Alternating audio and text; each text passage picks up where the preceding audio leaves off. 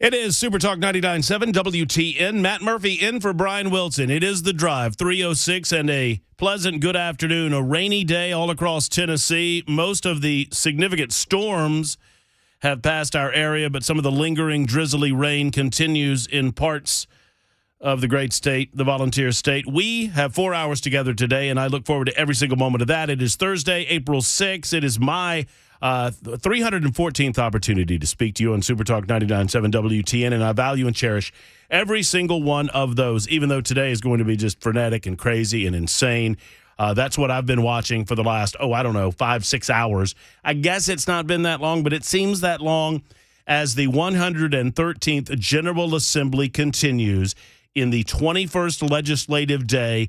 We continue to watch on the House floor debate as to whether or not censure, I should be very clear here. The debate is whether or not to expel 3 sitting members of the House of Representatives for actions committed earlier in the week. We will dissect it. We'll talk to you about the matter throughout the course of the afternoon, get your thoughts on all of this, and we will speak to numerous various elected officials, such as Jack Johnson, who is in studio with us in the first hour. We anticipate a conversation, should this floor vote ever occur, with Speaker of the House Cameron Sexton, who is currently presiding over the body, as you might expect. We also will speak to Aaron Gold-Branson, who's with the Tennessee Faith and Family Coalition. He is in the gallery as we speak, I'm certain, taking copious notes. He's making a photographic notation of some of the various signage from the gallery and asking the gallery where they're from, because most of them, or I won't say most, many of them ain't from around here, if you know what I'm saying. 615-737-9986 is our telephone number. That's also the super text number that's always up and running. Brian Wilson off today and off tomorrow, and I'm in both days. At some point, I have scheduled Scott Stannis, who is formerly the editorial cartoonist of the Chicago Tribune, lived for about 10 years in the city of Chicago, and I understand that we're feeling a little anxious about the state of affairs in the state of Tennessee right now, mostly because of the unruly behavior of 3 members of the House of Representatives. That said, if you want to feel good about our city and good about our state, listen to Scott at 6:05 talk about the state of affairs in Chicago, Illinois, and you'll feel better, I assure you. New mayor up there, progressive mayor up there, a progressive mayor that this is the way that I will attempt to keep you here until 6 o'clock, because Stannis has much more information on this. The mayor of the newly elected mayor of the city of Chicago wants to eliminate provisions within the Chicago Code that prevents illegal aliens from serving on boards and committees and in elected bodies, specifically the school board and other regulatory bodies of that fashion. He wants illegal aliens to be able to serve, and foreign nationals to be able to serve in that capacity within the city of Chicago. This is where we're going in America, folks, sadly, but it is true. We'll also eventually talk about Bud Light, Anheuser-Busch, and this fellow named Dylan Mulvaney and what it might mean for the culture. I had a great I had a chance to listen to the great John Rich, who was on Pamela Furr's show earlier today, speaking about his bar in downtown Nashville and some of his plans on how to deal with the Bud Light controversy. So we'll do that. Let me give you this first. And we'll take a time out and speak to Jack Johnson, Senate Majority Leader, about the goings-on in the Senate. Frankly, I'm sure they're accomplishing some great things over there, but by comparison, it is a pretty unlively day, to say the least, in the Senate. But we'll talk to him about the Senate and his thoughts about what's happening in the House of Representatives. That's coming up in a moment. But first, this. So I'm going to surprise you by saying this, I expect. And before I tell you my take on everything that's going on, I understand that I'm the new guy. I mean, it's been 16 months, and at some point I'll get to stop saying I'm the new guy. But I get that I'm the new guy. And I understand that there's a lot of water under a lot of bridges that takes a lot of time for me to catch up on. I get that. At the same time, and I would say this, that the actions committed by Gloria Johnson, Justin Jones, and Justin Pearson, obviously, based on the code that I've read, merit at least consideration for either censure, certainly censure, or expulsion from the body. and I've read the language. And obviously, all of this nonsense about this isn't democracy, this is how democracy dies, this is fascism. These folks either don't want to or have not read the Constitution of the state of Tennessee, the Constitution of the United States of America, or the rules of the House of Representatives. And every member of the House of Representatives sitting in the Tennessee General Assembly, they were made aware of the rules. They got to make suggestions on the rules. There are rules about how you change the rules. They know those rules too.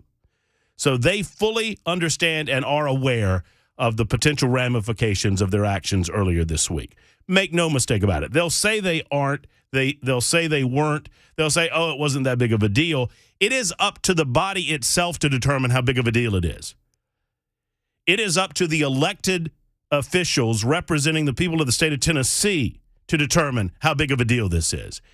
You don't get to go set my house on fire, and then after the fire department comes and puts it out and the police are there and I'm pointing a finger at you, you don't get to say, well, wait a minute, I didn't burn a lot of the house down. It's not that big of a deal. No, we're going to determine how big of a deal it is now. You don't get to lash out and then explain to me that it wasn't really what it really was. That said, I suggest that this is a tactical error. And I'm not here to presume the inner workings of the House of Representatives. But here's what I know. 3 people that most of America were completely unaware of 4 days ago are now getting national platforms that they do not deserve to promote nonsense. On CNN, on MSNBC, ABC, NBC, CBS, C-SPAN is carrying the floor vote in the Tennessee General Assembly right now.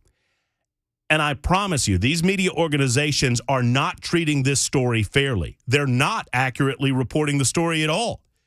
They're regurgitating and parroting the lies that, oh, this is not democracy. We simply wanted to be a voice of the people. We wanted to represent our constituencies, all of which is nonsense based on what we saw earlier this week, based on what we know to be true because we're right here. We've seen it. I was there. I was at the Capitol on Monday. That said, I understand that you do not evaluate punishment based on public response necessarily. But here's how I predict that all of this will play out. And you and I can maybe mildly disagree on this. Maybe we'll agree on it. It really doesn't matter what we think about it because the elected body is going to make the decision. But here's what I would predict. I believe that Justin Jones, Justin Pearson, and Gloria Johnson are going to be expelled from the House of Representatives later on today. They could prove me wrong, and I think that's a mistake. Because after expulsion, you are going to make martyrs out of people who do not deserve to be martyrs and truly aren't. They are already characterizing themselves and comparing themselves to figures such as Martin Luther King Jr. and Jesus Christ. Justin Jones compared himself to Martin Luther King Jr. and Jesus Christ. And you are inflating an already overly inflated ego and understanding how the process works. I guess the county commissions in which they serve will appoint a special representative for the district until such time that the district itself can hold a special election. Who here believes that Memphis isn't going to send Justin Pearson back to Nashville in the General Assembly should he be a part of that special election? Who doesn't believe that Nashville is going to readily run to the polls? Now, look, these are votes out of ignorance and misinformation. I understand that. I'm just dealing with the reality of what I think is going to happen. I think they'll all get reelected. Now, maybe that's the way it plays out. Maybe that's the way that it should play out. Perhaps the egregious nature of the offense can only merit this punishment, even if, in the eyes of public opinion, it doesn't really accomplish that much. And certainly in the eyes of the body itself, it doesn't really accomplish that much, except to send and look, I'm almost certain, I don't want to put words in his mouth, that Speaker of the House Cameron Sexton will tell me, certain actions are so egregious, you have to take these types of steps to send a message to the body that we have rules and we have decorum and we have these for a reason. And I get all of that. That's just my take on it. I'm very interested in yours. We will discuss it throughout the afternoon. I don't believe that. Are you monitoring in there, Mr. Weber or Mr. Morey? Chris Weber, controlling the experience today behind the glass. Thank you, Chris Weber. Hello. Yeah. Hello. And a good afternoon. Happy Masters Week. Okay, then. All right. Yeah. So and Mac Morey's back in the back behind the glass in the newsroom. Are you monitoring the proceedings in there, Mac Morey? Yes, I am. And where are we? Have they expelled anybody yet?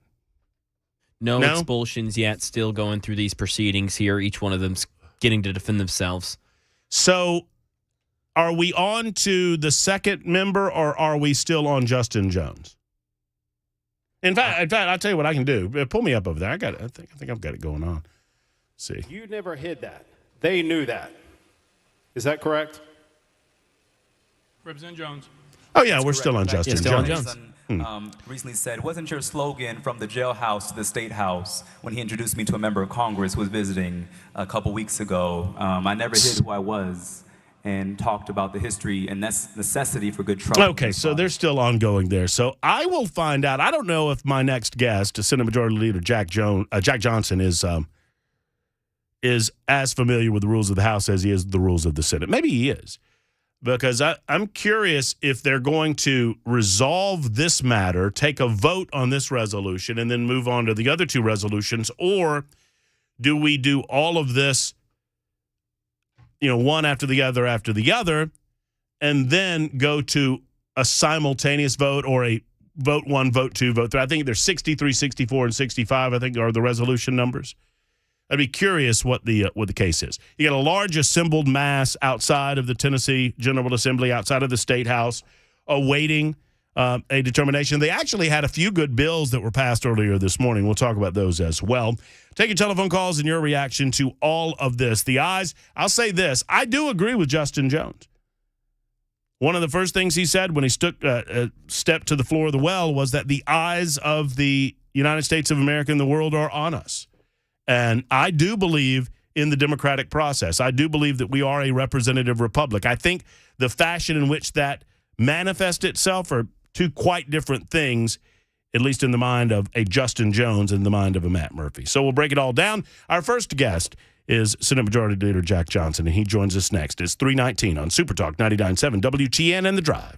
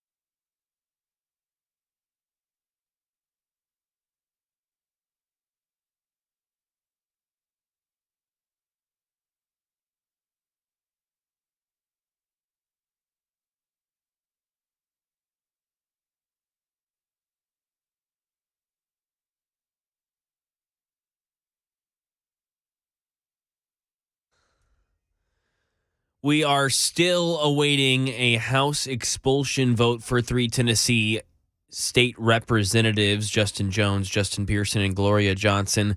We hear from Justin Jones and his defense and why he brought a bullhorn to the General Assembly last Thursday. 3:30 right here. Super Talk 99.7 WTN. Well, thank you much, Mac Morey.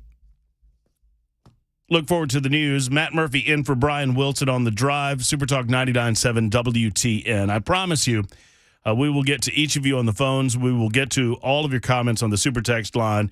As we speak, the floor continues a contentious debate over whether or not to expel 3 members of the House of Representatives. It is not an unprecedented action that the House of Representatives would expel membership. It's not been done in a while, and certainly not for this reason, for a physical disruption of the proceedings of the House of Representatives. I have that disruption encapsulated into about 6 minutes, and I'm going to play that for you sometime in the 4 o'clock hour.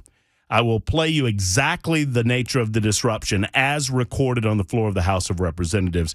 That's coming up a little bit later on. In the meantime, we've got Jack Johnson, Senate Majority Leader, in studio with us to talk about all of this and so much more.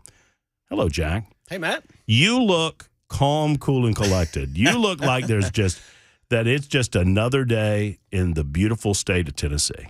One of my favorite moments. I love serving. I love representing the people of Williams County. I'm losing my voice. I apologize for the scratchy voice, but one of my favorite parts in the week is when we complete our business and I leave that Capitol and I immediately change clothes and get comfortable and get out of the suit. So tell me about your day today. I mean, let's be serious for a moment. I mean, you knew there's a lot of emotion. Obviously, there's a lot of emotion. Let's back it up to last week. In the aftermath of the tragedy of the Covenant School shooting, there's a tremendous amount of emotion, and I don't begrudge people in their beliefs that we need to do something regarding guns in the state of Tennessee to try to prevent some of these tragedies. I might disagree with them, and I welcome that conversation and debate. I know you do too. So there was a lot of emotion surrounding this, and the vast majority of the people, including the vast majority of the young people that stepped up to the state's capitol, to voice their displeasure and to petition as the First Amendment says, the right of the people peaceably to assemble and to petition the government for a redress of grievances. I want to start there because it's important to note, I think, and I believe you'd agree, that for the most part, these folks have every right in the world to do it, and it is welcomed by the members of that body. I could not have said it better myself. In fact, I take great joy in seeing people come and protest us. That is an exercise of the First Amendment. And I've been on the other side of that, Matt. In 2001, I was a protester. I was down there protesting their efforts to pass a state income tax at that time. Now, we were peaceful, but we were down there doing exactly that. So I celebrate that. And it may sound a little counterintuitive when I'm walking through and people are holding signs calling me names or other members' names.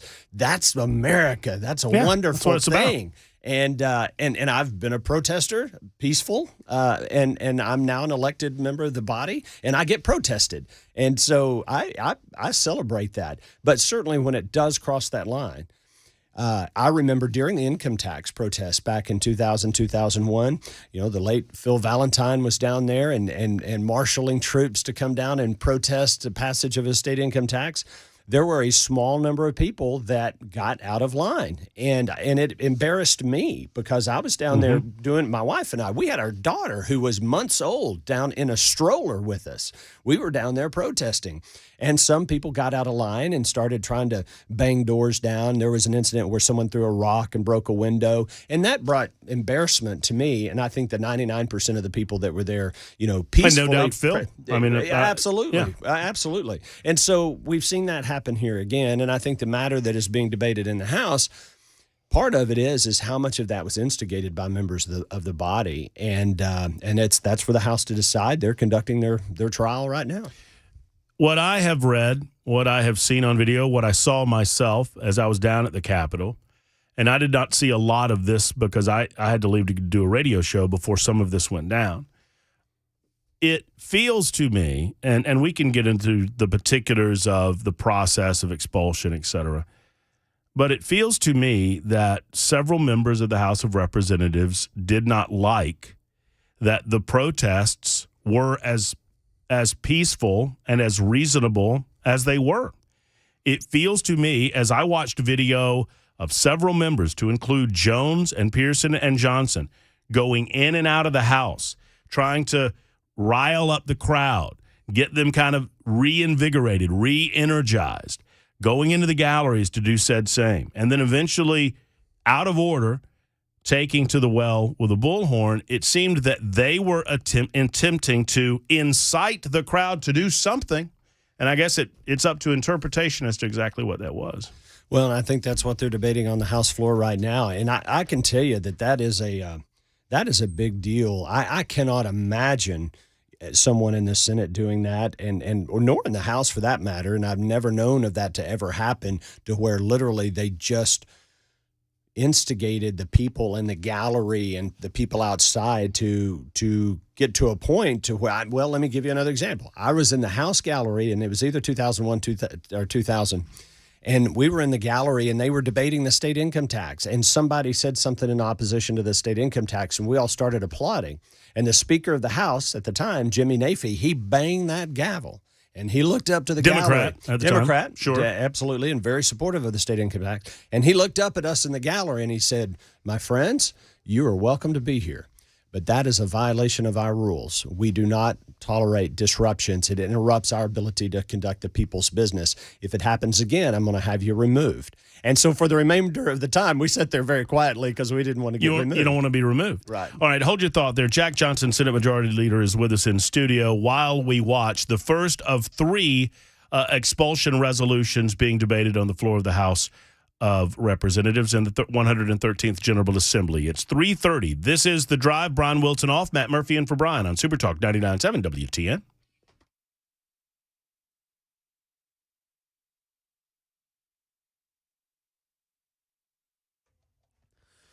3:30, I'm Mac Morey with your top stories. 51 degrees and just a dreary day in the volunteer state. Weather and traffic coming up in just a few minutes. 3 Tennessee state representatives facing expulsion for breaking House decorum during an anti-gun protest last Thursday that took place on the House floor.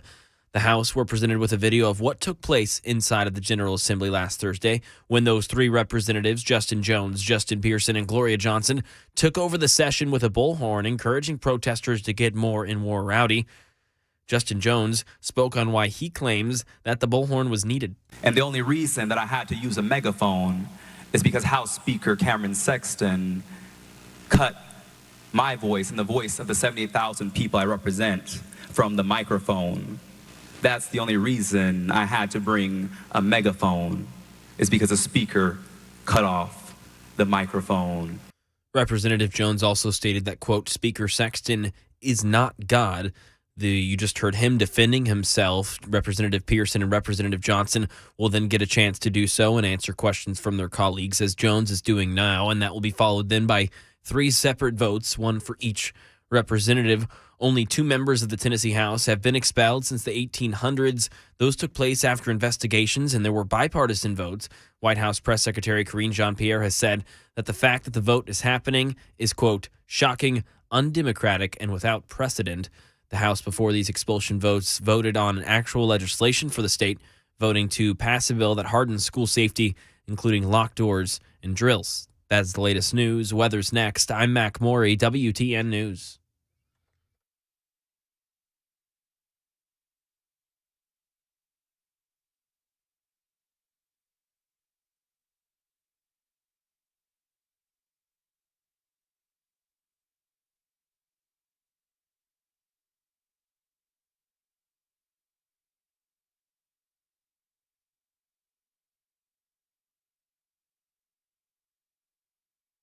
Hi, I'm Paul Winkler. We know that diversification is an important part of the investing process, but how do you reduce risk of a portfolio through diversification? Well, you use correlations. Now think of bathing suit sales and suntan oil sales. They tend to move together, right? Think of bathing suit sales versus winter coat sales. More dissimilar movement, and that's the idea. But why is diversification so important? Well, think about it this way. Everybody would like to have this happen with their investments. They just go straight up. But what we know is this is really what tends to happen. Markets may go way up and then down, or down, then way up. Now let's say if we isolate parts of that curve right there, and the first curve right there, and the second curve right there. If you're putting money away for retirement, every time you put money in, if this is what's going on, you're buying more shares. Then just before you retire, the market goes up, you're really happy. If on the other hand, you keep paying a higher and higher price and then the market goes down, you're really sad. And we can't choose what's going to happen with the market next. But what we can do is what we know through academic research, and there are Nobel Prizes awarded for this, is we can look for things that tend to move in dissimilar fashion. And what happens when we do that, we can reduce the volatility of the portfolio, hence bringing those curves in. Now that's the idea. Now if you want to learn more about our approach to investing in financial planning, go to paulwinkler.com and set up a free 15-minute phone call. Or you can call 615-851-1950.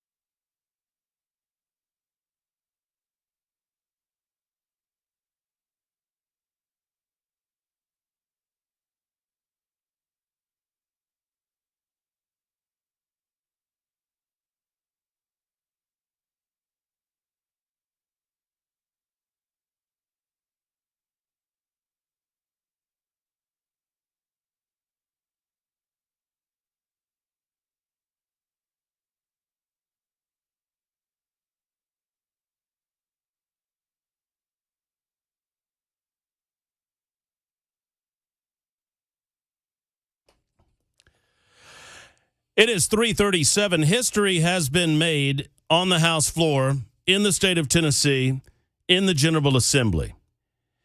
Good afternoon, friends. This is The Drive. Brian Wilson off today. Matt Murphy in for Brian. Jack Johnson, who is Senate Majority Leader, is in with me, and he and I watched together as that history was made. The Tennessee House of Representatives has now voted to expel Representative Justin Jones based on his actions earlier this week as a result of violation of rules and a refusal to remove himself from the well of the House of Representatives. I won't bore you with all of the details on the expulsion resolution, but the expulsion resolution number 2 is being read as we speak. They're moving on to the second member. I do not know if this will be Johnson or Pearson. We'll find out together in just a moment. Jack Johnson is with us. Jack, your initial thoughts? Well, as you said, it's historic. I think this is the third time in the House since someone has been expelled, and there could be two more by the end of the day, and that is a historic occurrence. Now, you mentioned something that I did not remember initially, and then it struck me as like, oh, yeah, I do remember that happening because it seemed such a no-brainer, but the Senate was forced to expel a member last session, right? We were, yes. Katrina Robinson from Memphis, she was convicted of a felony in federal district court relative, I think it had to do with money laundering or abuse of some type of federal grant money. And she was convicted by a jury of her peers, convicted of a felony. And at that time, we called, as leadership, we called for her to resign because you cannot serve in the body. It's a violation of the Constitution to serve in the body as a felon, as a convicted felon, and she refused to do so. Now, we waited for the judge to affirm the jury's verdict, which happened some 2 or 3 months after the jury verdict. But when he affirmed that jury verdict, we were forced she would not resign despite our repeated calls for her to. I mean, I know this is a serious matter, and I don't mean to laugh, but it reminds me of the end of Ferris Bueller's Day Off, where he comes back on the scene. You know, he comes back in front of the cameras like, what are you guys still doing here? Yeah. Movie's over. Go home. It's like, what are you thinking, Katrina? Yeah. Read a room. Yeah, right. This is done. It's time to move on. Well, I mean, it's obviously a historic measure, and no doubt well considered by the members of the body. I don't believe that they're acting in haste. I do not believe they're acting in bad faith. I think this is being totally mischaracterized by the national media. I mean, they claim that we are told that this is not what democracy looks like. How do you respond to that? Well, I obviously I disagree with that take on it. That you are elected by the people from your district. I'm elected, and these members of the House are elected as well. But once you're elected, you are held to a certain standard, and there are rules that are in place. We have a constitution, we have laws, we have rules that are in place. And it's something you said in your opening that's very, very important for people to understand. We view our job as policing our own body. We take that very, very seriously, meaning if a member, does something like Senator Robinson getting convicted of a felony, we had a duty to the body. We had a duty to the institution to remove her when she would not resign. So, for these members of the House, I do not envy the situation they're in because these are very grave decisions. But I do know the members, many of them, and they are taking it very seriously. They're not doing this callously. They're thinking about it. And as you know, they just spent how many hours on that one resolution and gave Representative Jones a tremendous amount of time to make his case. So they're taking it very seriously. 2 hours and 41 minutes. Well, there you go. That's a long time. Well, and they also know, and we've spoken to so many of the members of the body, to include the Majority Leader, William Lamberth, to include Cameron Sexton, whom I hope will be on the drive later on this afternoon, if they're done, and I don't know if that will be the case at this stage. But they also are aware, as are you, of how this is being mischaracterized exterior to the state, and by some media outlets within the state of Tennessee. I understand that the accused have been repeatedly regurgitating what I consider to be just utter nonsense about what happened and how it happened. They knew very well what they were doing. It's why they took the bullhorn with them, right? So how do we combat that? I mean, is it just simply a matter of repeating the truth loudly enough and long enough, and hopefully most people that matter in the state of Tennessee will come to understand why this happened? Well, and I would say, yes, I think that's what you have to do. And I've told you repeatedly how grateful I am for the opportunity to come on. And I know my colleagues, Speaker Sexton and Leader Lamberth and the others that you have on your show and other folks here on 99.7 have on, how grateful we are for the opportunity to try to set the record straight and at least give our side of things. But it's important for the people of Tennessee to know as well, and I think your listening audience would appreciate this, that we are not influenced by what you might call the liberal media or the mainstream media and how they mischaracterize. We've talked, and we could talk ad nauseum about how they mischaracterize legislation and bills that we've passed. And so it is a constant effort. And then you've got social media, and 90% of what's on there is garbage and full of hatred and vitriol and everything else. So it is hard to get your message out. But I'm confident that the members of the House who have voted to expel this one member, and we'll see what happens with the other two, will do a good job of that. You heard the open. You were sitting here, and I want to circle back to that before we have to say goodbye in the next few minutes. And because I appreciate, don't get me wrong, mine is a take. Mine is a recognition of how the media is going to treat this and how ultimately the voters of those individual districts will look at these one ex-member and soon to be, I think, 2 other ex-members. Maybe not. The vote's yet to be taken. But, mine is just an analysis of what I believe is going to happen in the future. And while I stand by that, I actually have a certain degree of appreciation, a lot of appreciation, that Cameron knows that too. The members of the House know how all of this is going to shake out on the CNNs of the world and the MSNBCs of the world, and they don't let that affect them. It makes me appreciate the actions of today even more. Even if I might mildly disagree with the outcomes, I have an appreciation of them standing by their principles on this. Well, and again, I have the luxury, and you do as well, being very good friends with numerous members of the General Assembly. I know many of these House members and have built a really great relationship with them. And what I can tell you is this: they are some of the finest people I've ever known, and they're hardworking. They love the state. They love their body. They love the General Assembly. And if they feel this rises to the level of warranting expulsion, I can tell you that they are doing it exactly as you said, regardless of political fallout, regardless of what the media is going to say. They're doing it because they believe it's the right thing for the state. I understand that you can't say everything, but tell me if you have had conversations with the state troopers, whomever might be involved in making sure that these protests, obviously there will be protest. We have to make sure that these don't get out of hand, particularly in and around the Capitol, but by extension in Nashville and Memphis and Knoxville. Well, first of all, our troopers have done an amazing job, and they've had a very, very strong presence up there to not only keep members and staff safe, but to keep people who are visiting the Capitol safe and keep these protesters safe. Because there are elements of these groups that come in that don't want safety. They want mayhem and they want chaos. And as I was leaving, we went in early this morning, but as I was leaving the chamber around 11 a.m. or so, and there are, of course, lots and lots of people there, protesters, and they're yelling and screaming and some saying some pretty nasty things.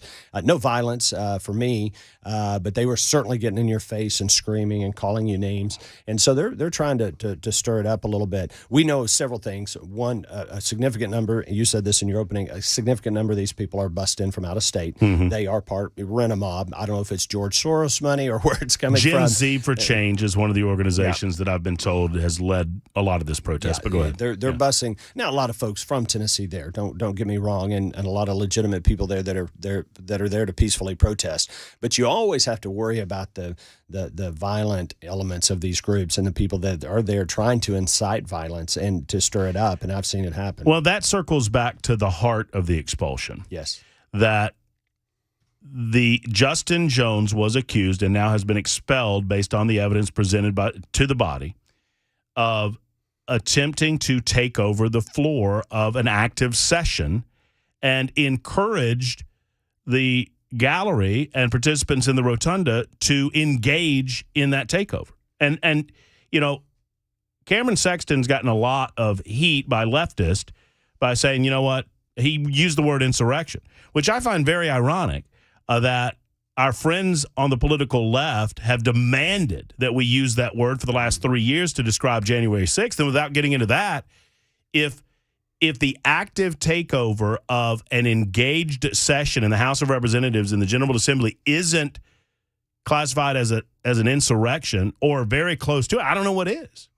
Well, they literally they took over the proceedings. They interrupted. They impeded the ability of that legislative body to conduct the people's business, and that's a big deal. And they were inciting people, if not to violence, certainly into riotous type of behavior in the gallery and certainly outside. And if you're going to draw some analogies, and many have, relative to January 6th, I'm not aware of any member of Congress or United States senator that was fanning the flames of what was actively going on. participating. Exactly. Right. And that's what was happening here. You had members of the body that were inciting that type of, again, riotous behavior or whatever you might want to call it, and that's unacceptable. Well, and I wasn't there at the time it was happening. I've seen the videos, and most of those videos are focused on the floor and not focused in the gallery. But I'll say this. I try not to enter the arena of speculation or hypothetical because that's what the left does. Right. But God forbid somebody actually acted on it.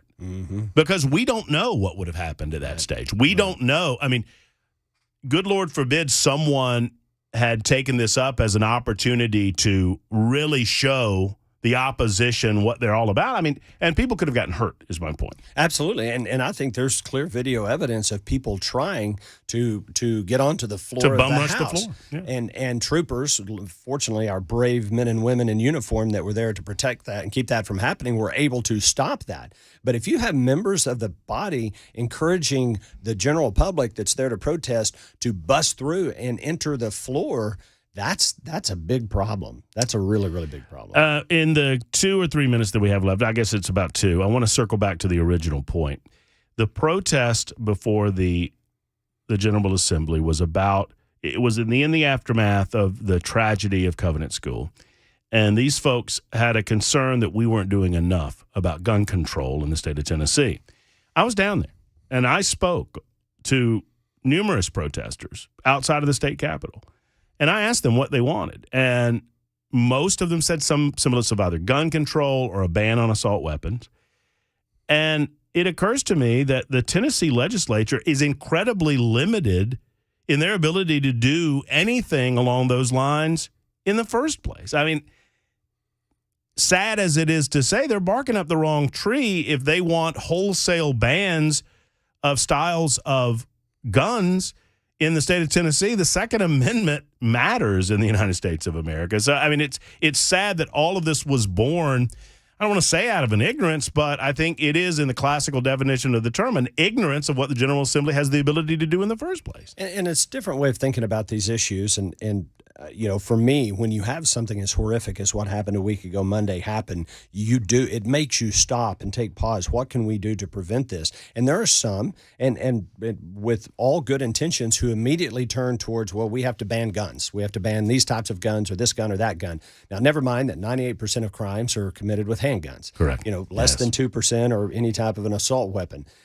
But people just emotionally go to that point. Where I think the conversation needs to go, and it's a long conversation for another time, is towards mental health and mental health care and access to mental health and making sure someone like this individual who committed this heinous act, who was being treated for an emotional condition, why was she not getting better treatment, better help? Why was she not put in a situation where she was not able to commit? That's a fair conversation to have. But I'm going to start there and not immediately go towards, well, we got to ban guns. I want to have you back. I want to have that conversation because I think there's a robust discussion to be had. And I'm going to say the language, and I know that it's a, no pun intended, red flag when you say it, but the concept of red flag laws, it is such a difficult concept. Precognition, being aware that someone's going to commit a crime before they commit it, it's such a difficult task. But I think it's a fair discussion to be held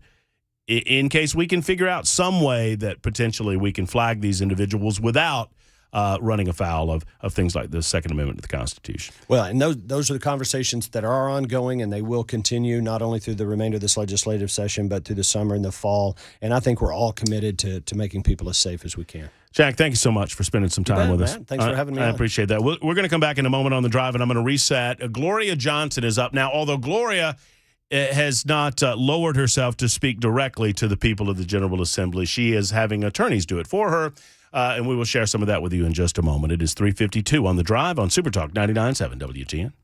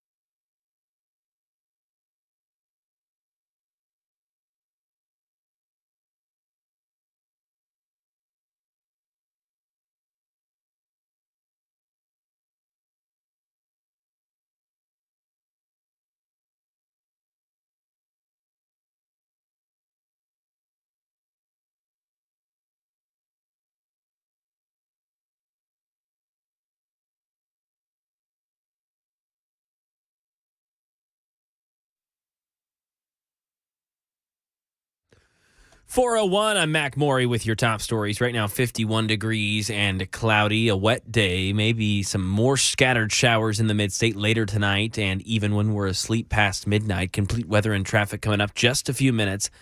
The Tennessee House of Representatives has just voted to expel Representative Justin Jones from the House. This comes after him and two other representatives broke House decorum during an anti-gun rally and brought in a bullhorn during the session. Jones admitted to that today during defending himself. He spoke to reporters after getting voted out. This does not seem like America. To expel voices of opposition and dissent is a signal of authoritarianism, and it is very dangerous. And I hope that as the nation watches, that we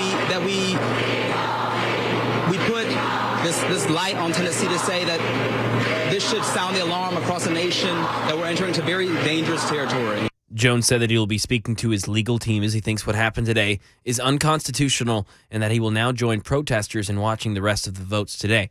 Justin Pearson of Memphis and Gloria Johnson of Knoxville are the other two Tennessee Democrat representatives up for expulsion today, awaiting a final vote from the caucus. Right now, Gloria Johnson in the middle of defending herself.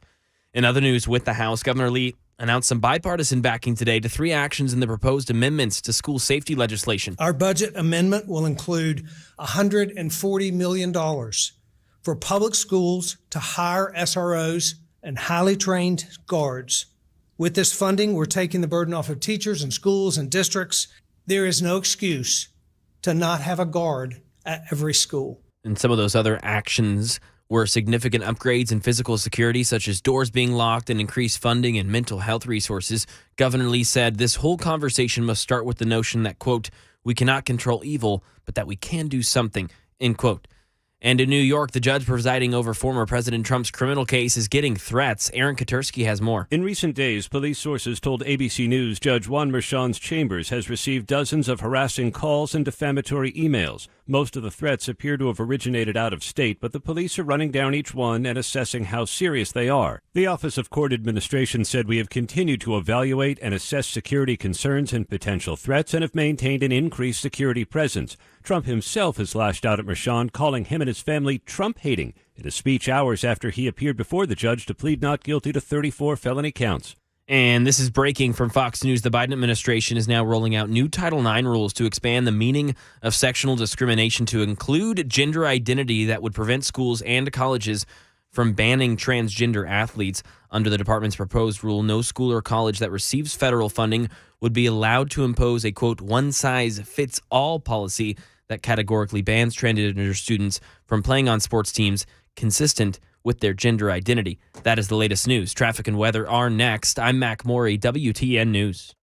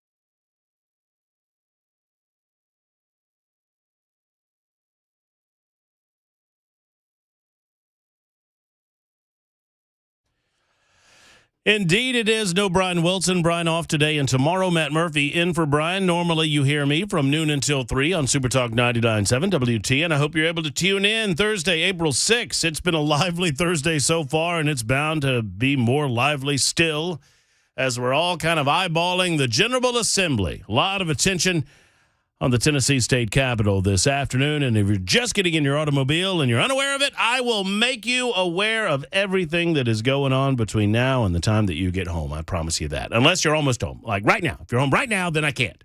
But if you just stay in the driveway and we'll talk for about 5 minutes, and then you'll be more knowledgeable at the dinner table, as Brian Wilson likes to say. McMorray's back in the newsroom. Chris Weber's handling the proceedings, screening your telephone calls, and generally speaking, making sure that everything that comes out of our speakers sounds as good as possible, and we appreciate those two gentlemen. Mac, I know you got your news hat on over there, but what do you make of all of this? I mean, you're monitoring it more than I can't. I'm on air. Yeah, right now Justin Pearson is actually speaking to reporters pretty obviously passionately, as he usually does, before he is expected to be voted expelled as well right now. I mean, Johnson's in the middle of her defense. Yeah, the anticipation. So let's reset here. For those of you out in Aniana, or if you've been on an island somewhere, let me try to look at this from way out in the distance, and then we'll drill down to what's going on today. So we had a school shooting in Nashville, the Covenant School. Obviously, as is the case on most occasions that we have a school shooting, a lot of emotional, passionate, and mostly good-hearted and principled people are coming together and asking, what can we do to prevent this from ever happening again? In the midst of that, we had 3 lawmakers take to the well of the floor of the House of Representatives, completely out of order, demanding that individuals within the body take up the matter of gun control. It was not on the schedule, not on the docket. It was totally against the rules of the House of Representatives. And these 3 not only took over the body, but attempted to inflame the passions for their own purposes of the assembled gallery that had traveled to the body to protest a lack of gun control in the state of Tennessee. All right, say what you will about the gun control debate, and it's really not what we're debating today. We're talking about the actions of these 3 individuals. They know the rules of the body. They voted to acknowledge the rules of the House of Representatives, and yet they chose to occupy the well of the floor of the House of Representatives during a session, and at least 2 of them have acknowledged that they broke the rules. Justin Pearson and Gloria Johnson both acknowledged that they broke the rules. And Justin Pearson sent a letter of, or I think it was a Twitter post that apologized for breaking the rules. Gloria Johnson on News Channel 5 with Phil Williams emphatically would not apologize for the actions that she committed. But Justin Pearson did, in fact, at one point apologize for the breaking of the rules, but then went on to say that it was absolutely necessary to do so because of the injustice, and injustice anywhere is injustice everywhere, et cetera, et cetera. A lot of sloganeering out of Justin Pearson. And so, because of the egregious violation of the rules, because of the potential for inflammatory rhetoric becoming violence, literally on the floor of the House of Representatives, there were individuals that were in the rotunda that day that attempted to break through a physical barrier that had been put up by state troopers. They attempted to occupy the floor, and they encouraged members of the gallery to do the same. You can't have that. Now, last time, I don't want, and it is my error for those of you that maybe mischaracterized my take on all of this, but I'm going to restate it. And then I'm going to open up the phone lines to you to find out how you feel about it, so you can line them up, 615-737-9986. So one of the representatives has been expelled. Justin Jones offered a defense for about 2.5 hours. He was questioned by members of the body. It's kind of like their version of a trial. And at the end of the trial, you got to vote. And they voted to expel him. And they essentially said, you need to get your crap and get out. You ain't got to go home. You can't stay here. Goodbye. And he did. He got his crap and he left. to meet all of the assembled cameras from the leftist networks like hashtag Never CNN and PBS and MSNBC and ABC and CBS and all of the rest. Oh boy, he'll be on the talk radio circuit, or rather the talk show circuit, before you know it.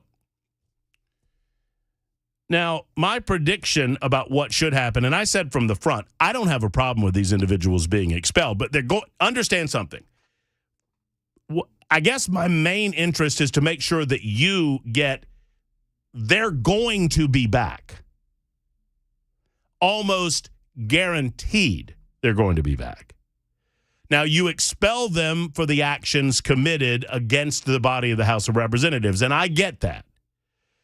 What I wanted to do, what I would have recommended doing, is do not turn these individuals into martyrs that can run through the talk show circuit on the leftist networks and make names for themselves.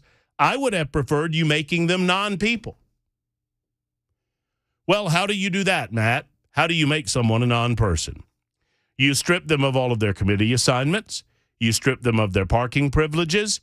You strip them of any and all other additional or special privileges resulting from being a House of Representatives member, and you don't call on them for the next year on the floor of the House of Representatives.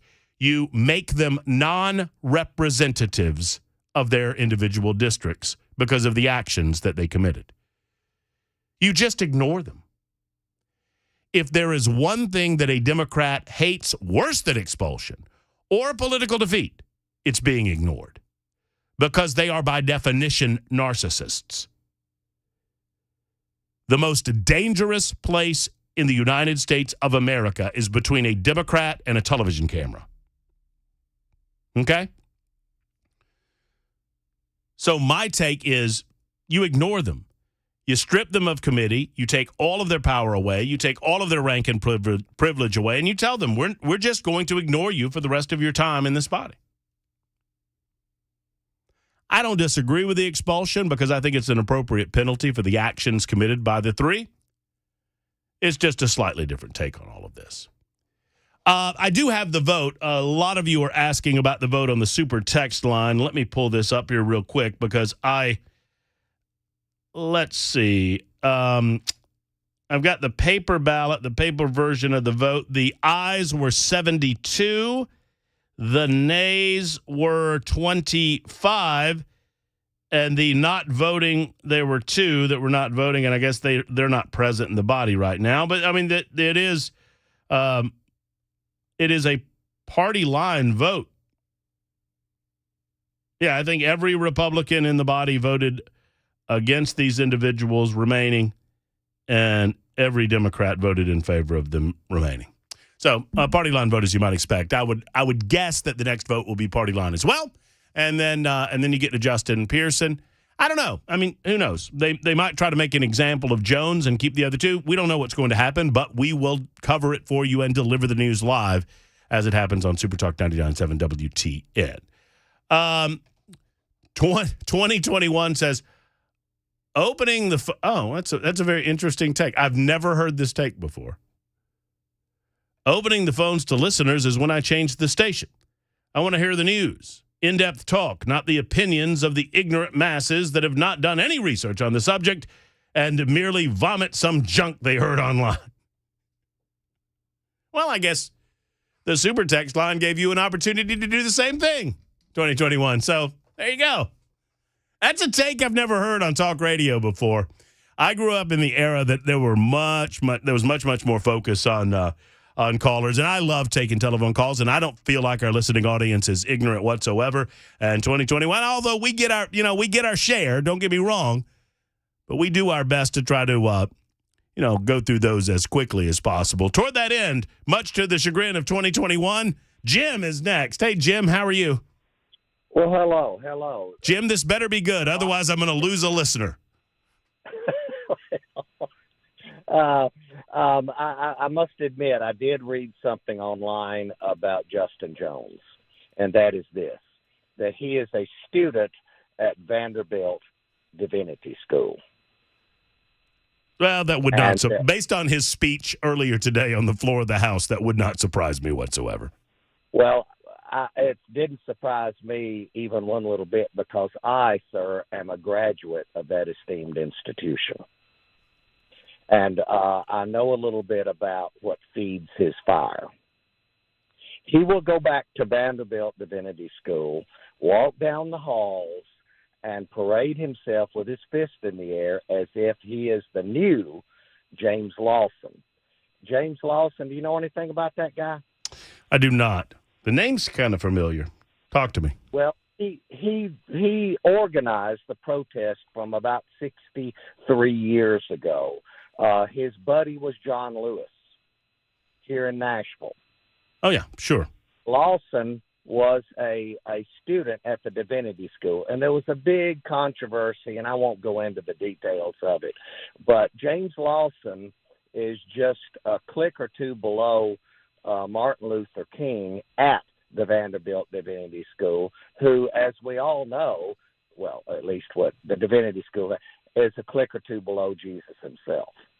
And so the Vanderbilt Divinity School has long been a hotbed of liberal, now radical activism.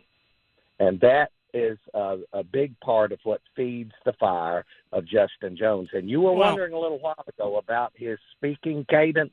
Mm-hmm. That has to do with, for lack of a better term, the African American church tradition. And he wants to enter into that. He wants to be regarded like Kelly Miller Smith or James Lawson. He wants to be the new hero. And, of course, I believe he has aspirations far beyond the Vanderbilt Divinity School. Well, and you know what? Say what you will about, certain aspects of the foot soldiers in the civil rights movement back in the day. And I just looked it up, and the name was familiar to me, but not as familiar as some like Fred Shuttlesworth or Ralph Abernathy. But James Lawson's obviously in that mold and of that era. I don't believe that Martin Luther King wanted to be, and I understand. I don't want to enter into this debate arena, but just know what I'm saying here. I don't believe that Martin Luther King wanted to be anything other than a solution to a problem. I believe that. I agree. And he was a man, and he was fallible and foilable and all of those things. I think Martin Luther King wanted to be a solution to the problem. I think Ralph Abernathy and Fred Shuttlesworth wanted to be a solution to a perceived problem. One of the issues that I see with the modern liberal movement is all of them want to be something that came before them for the sake of self-aggrandizement.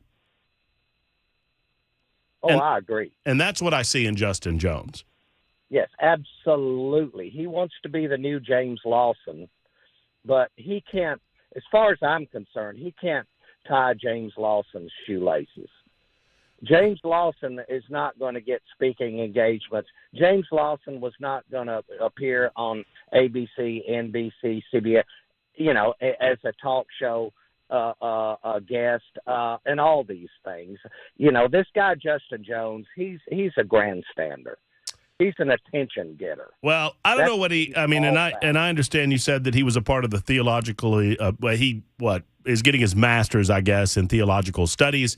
Well, he'll have a little more time to complete that study because he doesn't have a state legislature to go to anymore. He has been expelled. It's 421 on Super Talk 99.7 WTN and The Drive.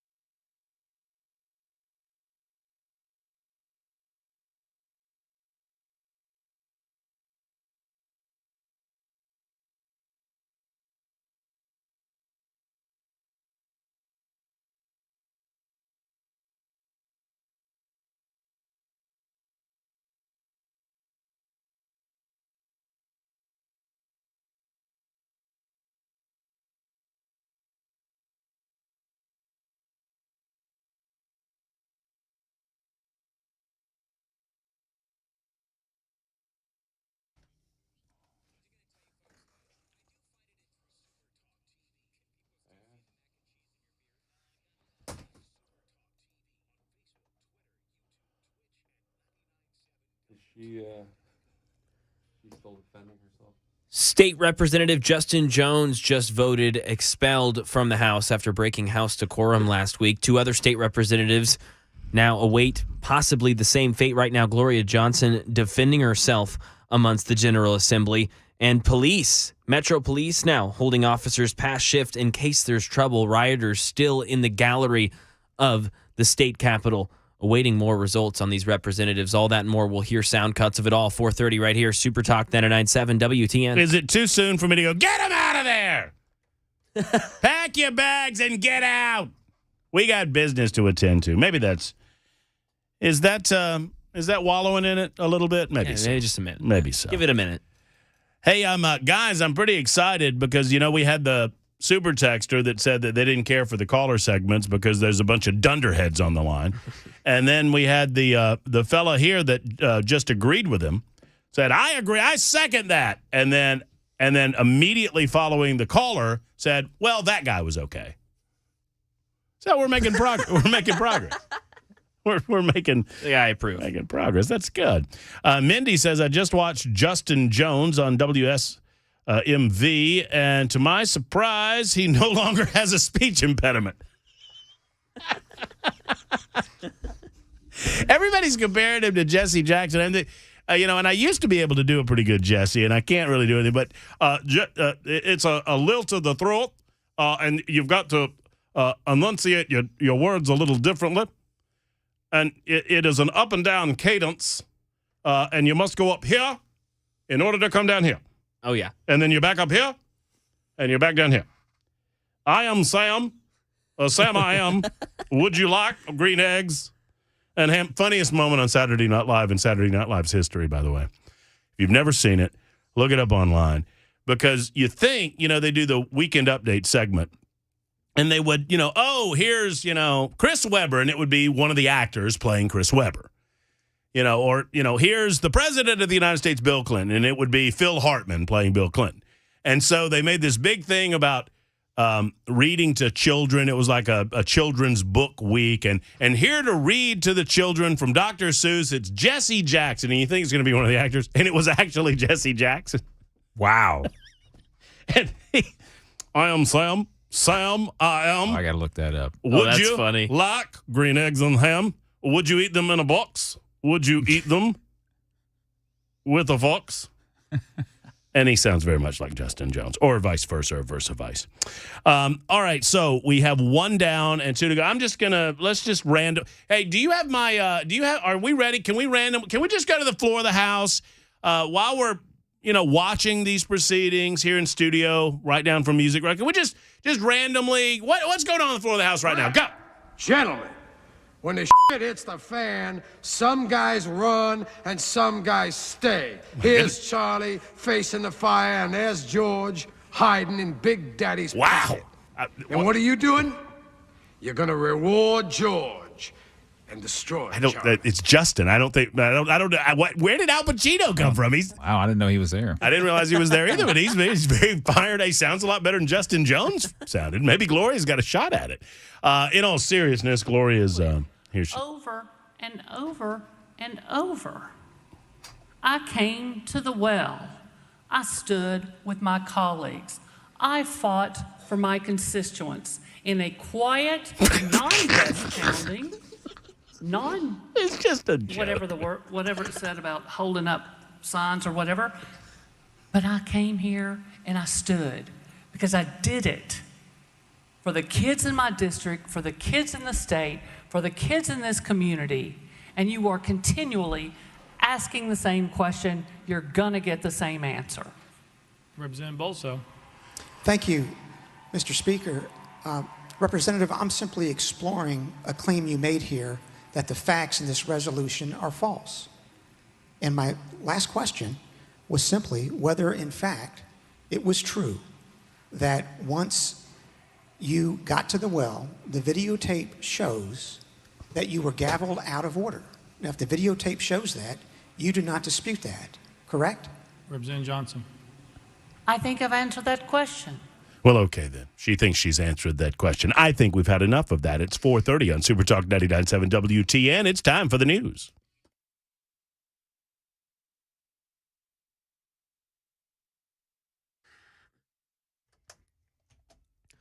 4:31. I'm Mac Maury with your top stories right now. 52 degrees. Been a cloudy day on Music Row. Weather and traffic in just a few minutes. A historic day at the Tennessee State Capitol today as 3 state representatives are expected to be expelled. One already has. Representative Justin Jones was expelled from the body at 3:36 today. He gave some words following that vote outside of the floor. We are in this together, and it's so important that we represent, we're multiracial, intergenerational. We represent Memphis, Nashville, Knoxville. We stand united, and the people across the nation are paying attention to what's happening because this is not the end. But what they did was signal that if we don't act, we will lose our democracy. Today was a signal that we have lost democracy in Tennessee and that we are on the path toward authoritarianism, to be quite honest. Jones believed what happened today to be unconstitutional. He said he's going to be speaking to his legal team, and he's now joining protesters and watching the rest of these votes today. Right now, Justin Pearson of Memphis and Gloria Johnson of Knoxville are the other 2 Tennessee Democrat representatives up for expulsion today. Right now, Gloria Johnson in her defense period, and then that will be followed with Justin Pearson of Memphis.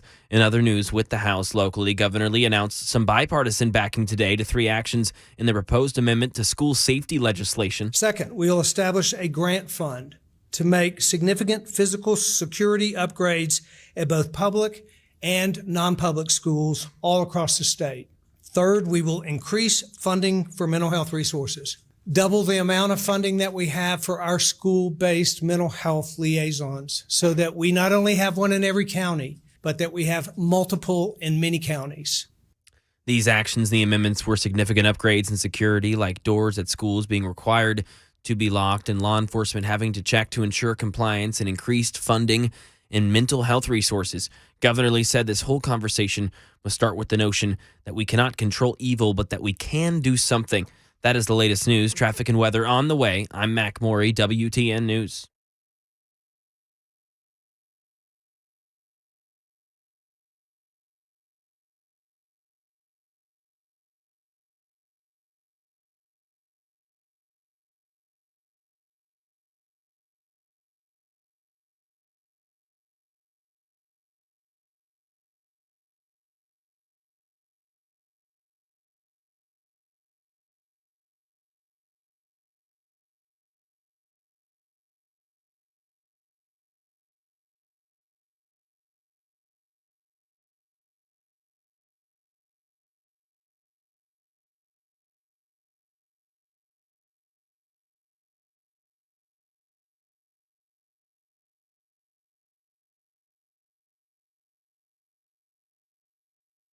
Hi, I'm Paul Winkler. We know that diversification is an important part of the investing process, but how do you reduce risk of a portfolio through diversification?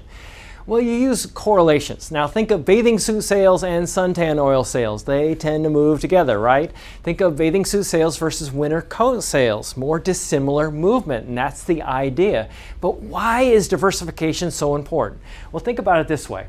Everybody would like to have this happen with their investments. They just go straight up. But what we know is this is really what tends to happen.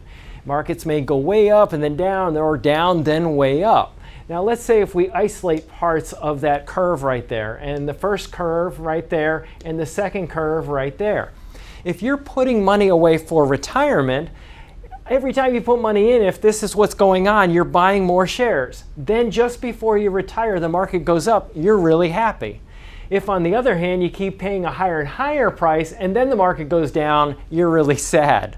And we can't choose what's going to happen with the market next. But what we can do is what we know through academic research, and there are Nobel Prizes awarded for this, is we can look for things that tend to move in dissimilar fashion. And what happens when we do that, we can reduce the volatility of the portfolio, hence bringing those curves in. Now that's the idea. Now if you want to learn more about our approach to investing and financial planning, go to paulwinkler.com and set up a free 15-minute phone call. Or you can call 615-851-1950.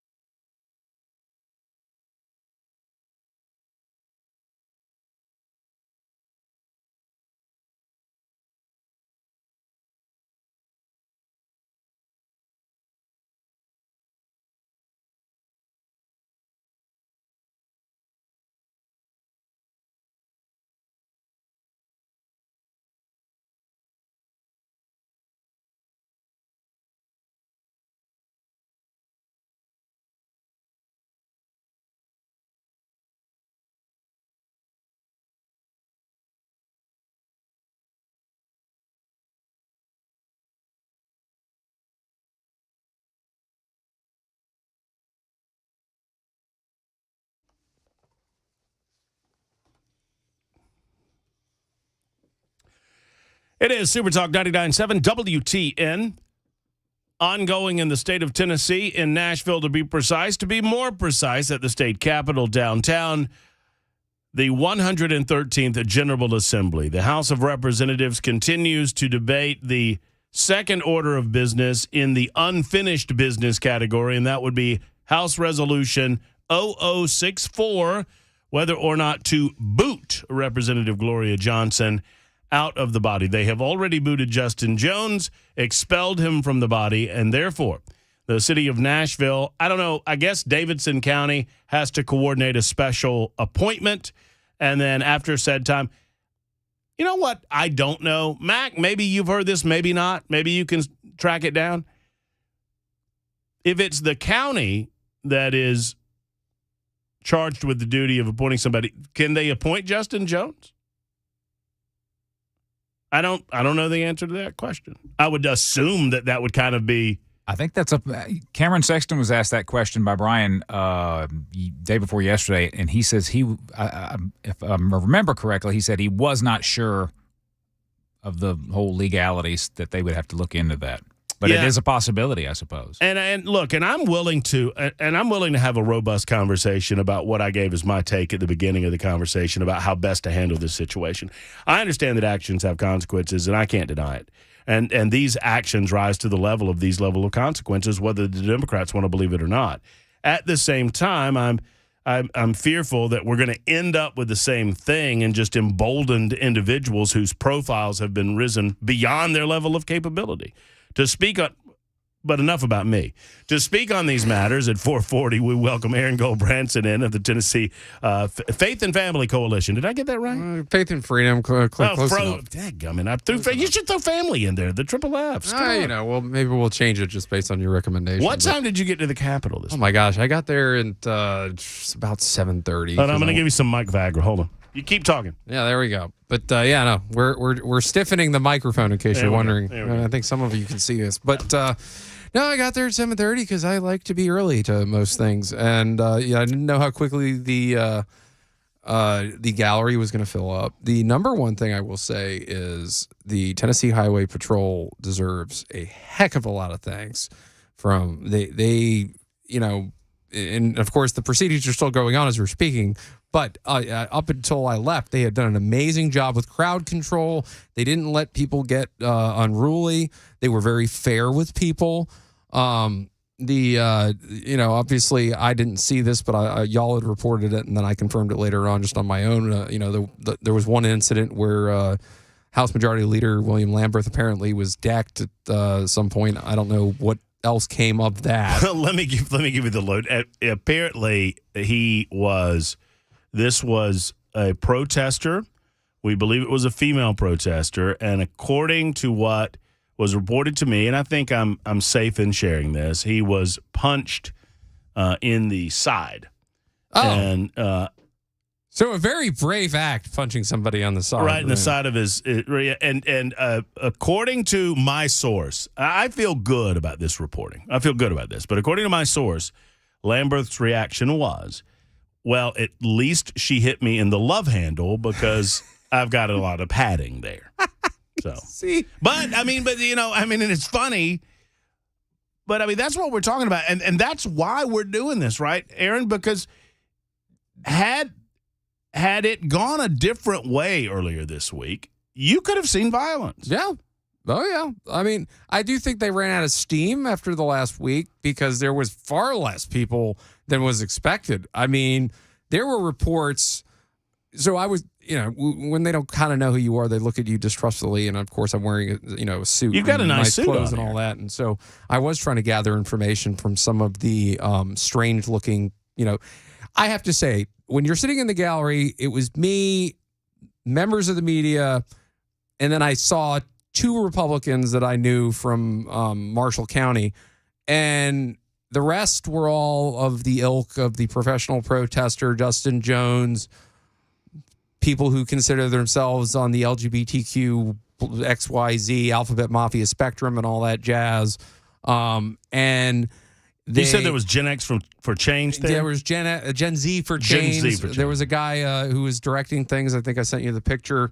He was telling them to be quiet so they wouldn't get thrown out. They kind of ignored that after the Justin Jones vote.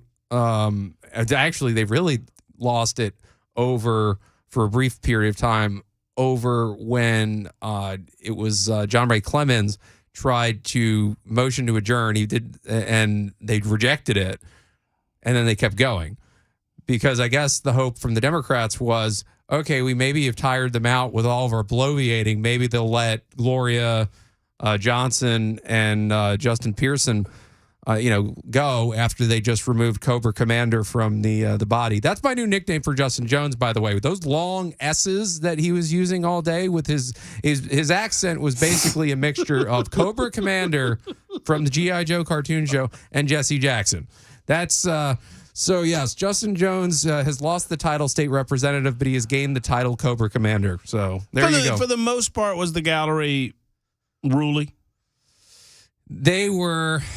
Oh gosh, it was just such. Were they itching for a fight? They were itching for a fight. There were people who, don't point your cameras in our direction if we don't know you, but they could shove their camera phones in your face and all that other thing.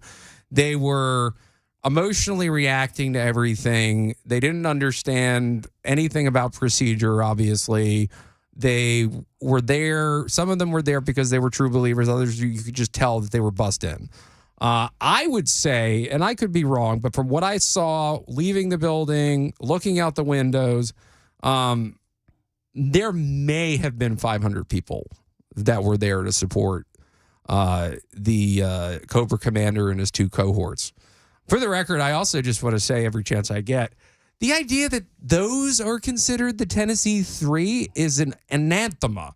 And anybody who uses that term, Tennessee Three, referring to Justin Jones, Gloria Johnson, Justin Pearson, should be ashamed of themselves. If anybody's the Tennessee Three, it's the law enforcement that saved lives that day. Amen.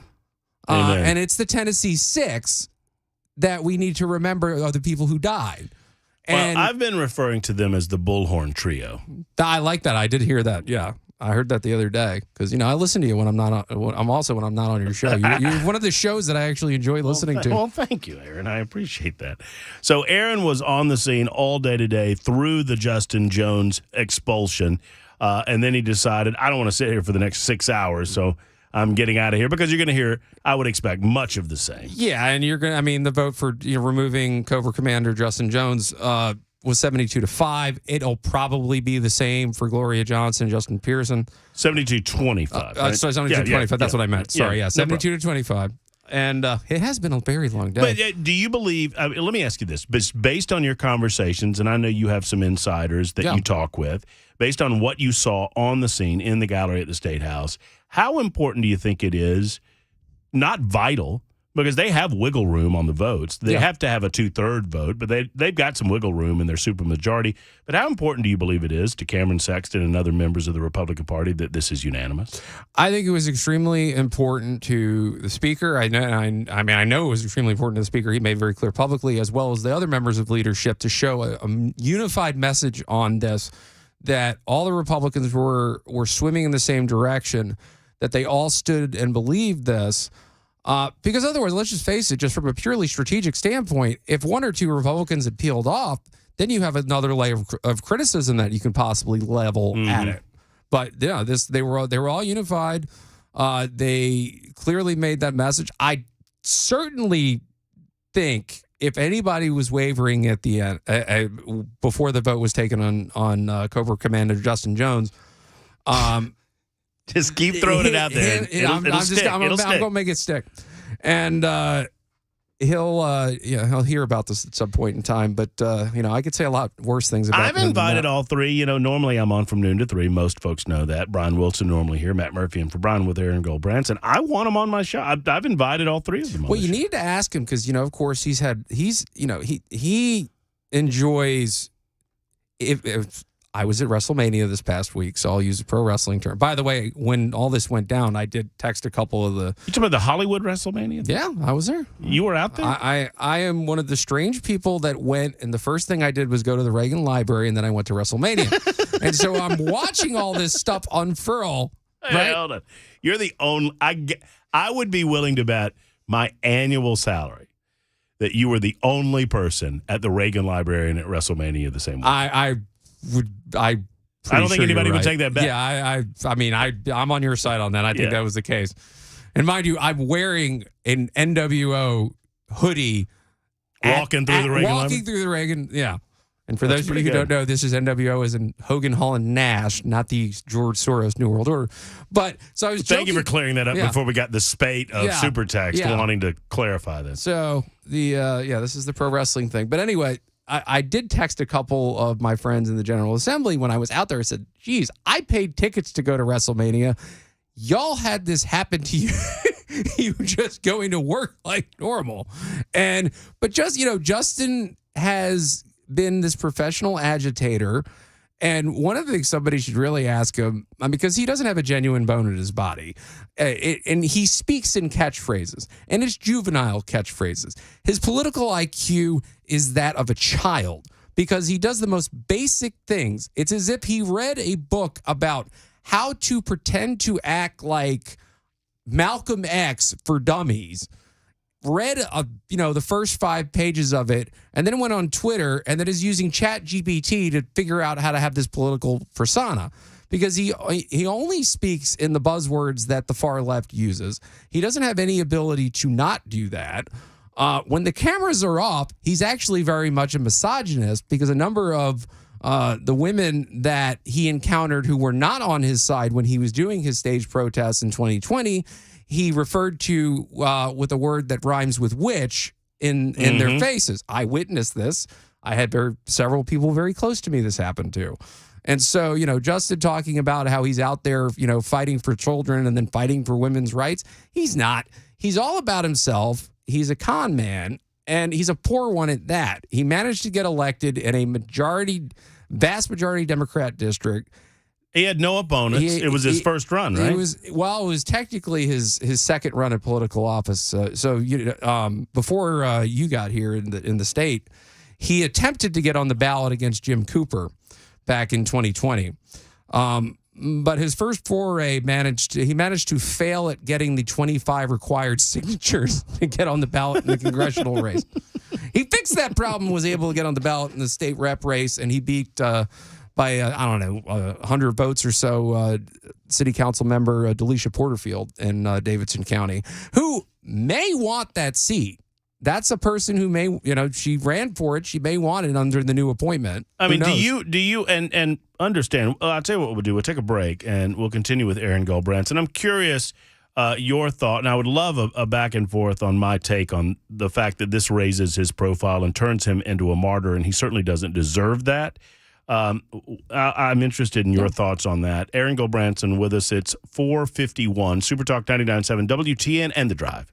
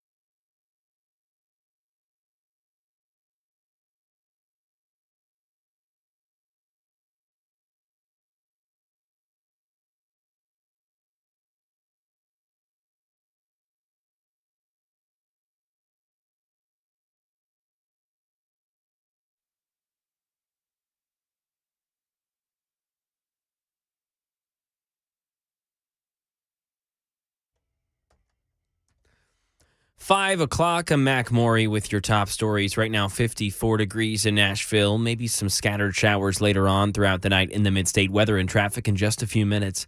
State Representative Justin Jones was expelled from the House today after repeatedly breaking House decorum last week.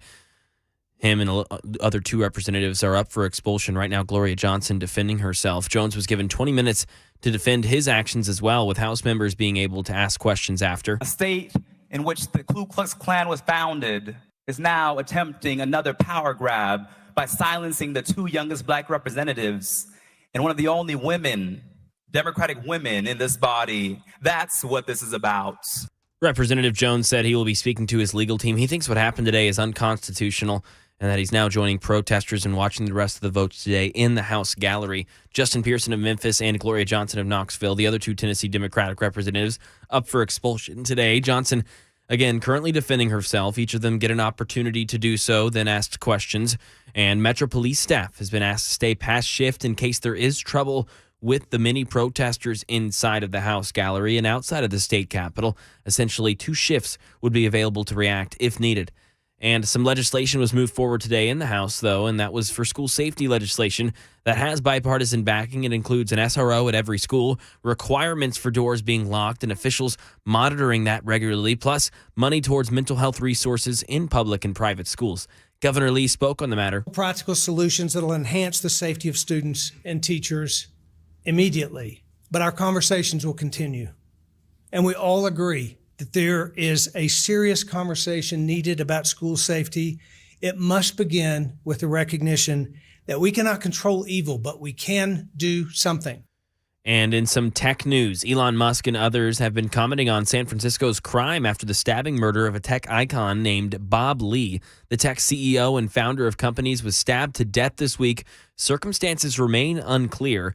Alex Stone reports local officials are responding to the criticism. Even though San Francisco gets criticized for its crime, like vehicle break-ins, FBI stats show its murder rate is lower than most big cities in the U.S., lower than places like St. Louis, Austin, L.A., Miami, Houston, and Milwaukee. Still, San Francisco DA Brooke Jenkins tells ABC News she knows her city has had crime problems and she's working to fix that. That's how I landed in this role, is to make sure that the district attorney's office is doing its job with respect to public safety. She says when Bob Lee's killer is caught, that she will prosecute that person to the fullest extent of California law.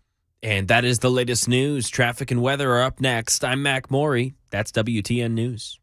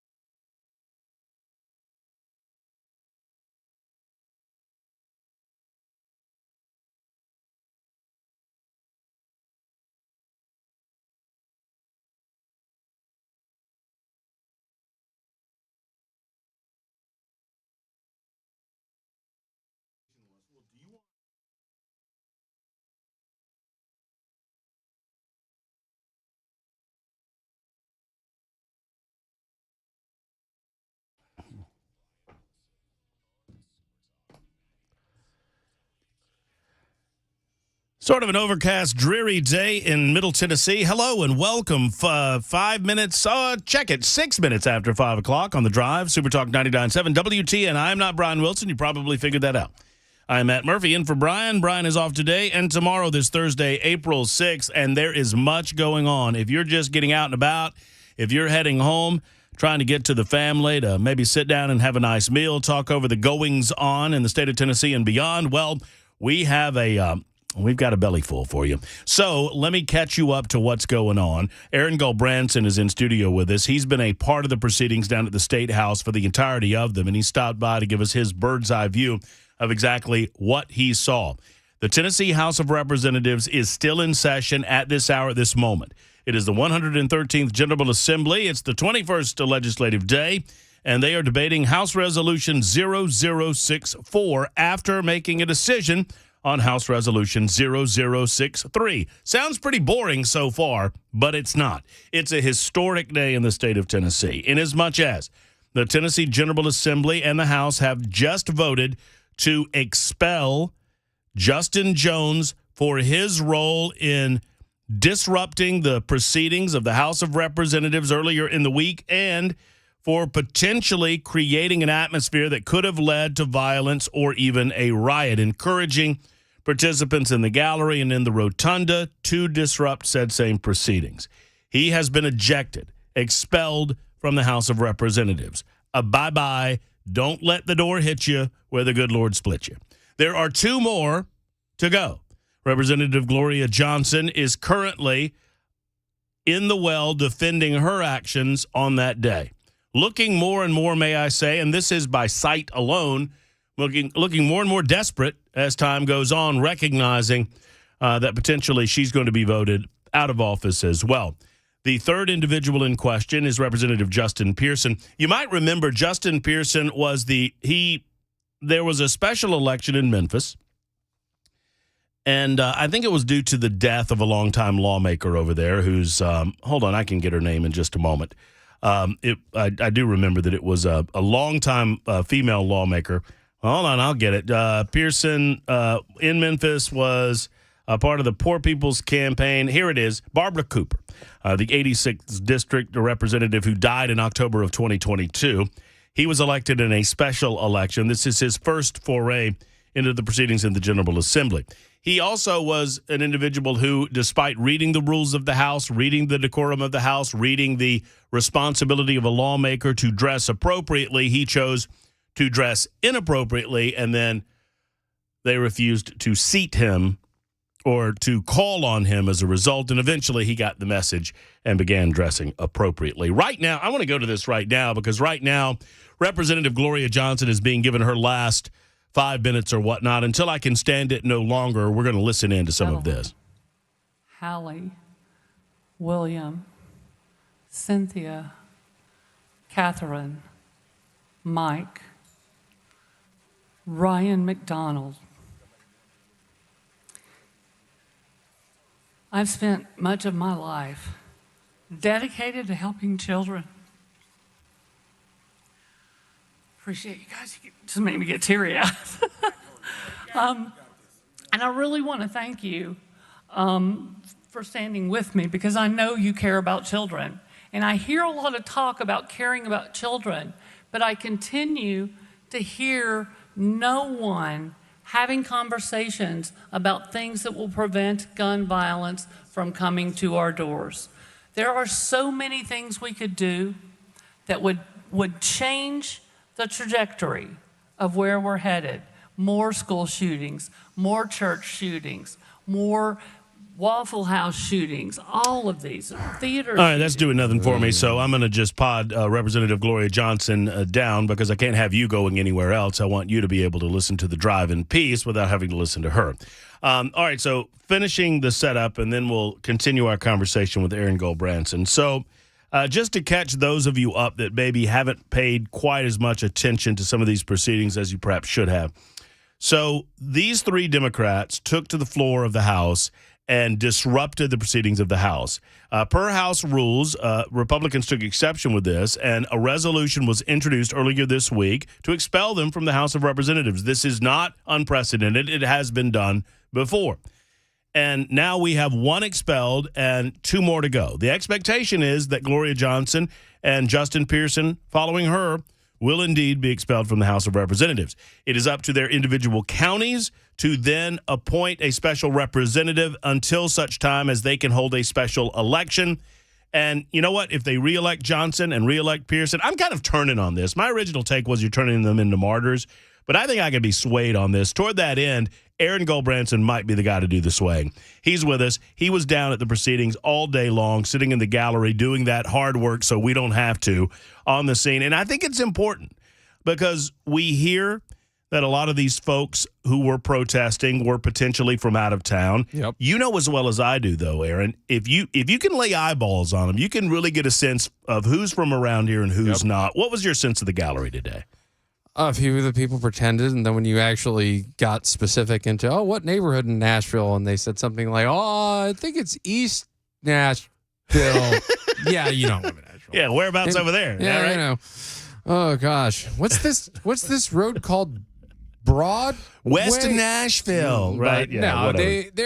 there were some, but the ones. I followed this religiously during 2020 because I lived down the street from when they were doing a lot of these things. So the ones I recognized some that were part of Justin Jones' crew that were kids that are girls that may be saying they're guys now. I couldn't quite tell. The whole gallery smelled like weed and BO and transgender politics, which is really what all this is more about with them than anything to do with the guns. But I get the sense I got was there was a fair amount of people that were from out of town. So do you get a sense from what you saw? And, obviously we're hearing from McMorey in the newsroom that the Metro Nashville Police Department is doing its best to prepare for the worst. We hope that there's no unrest.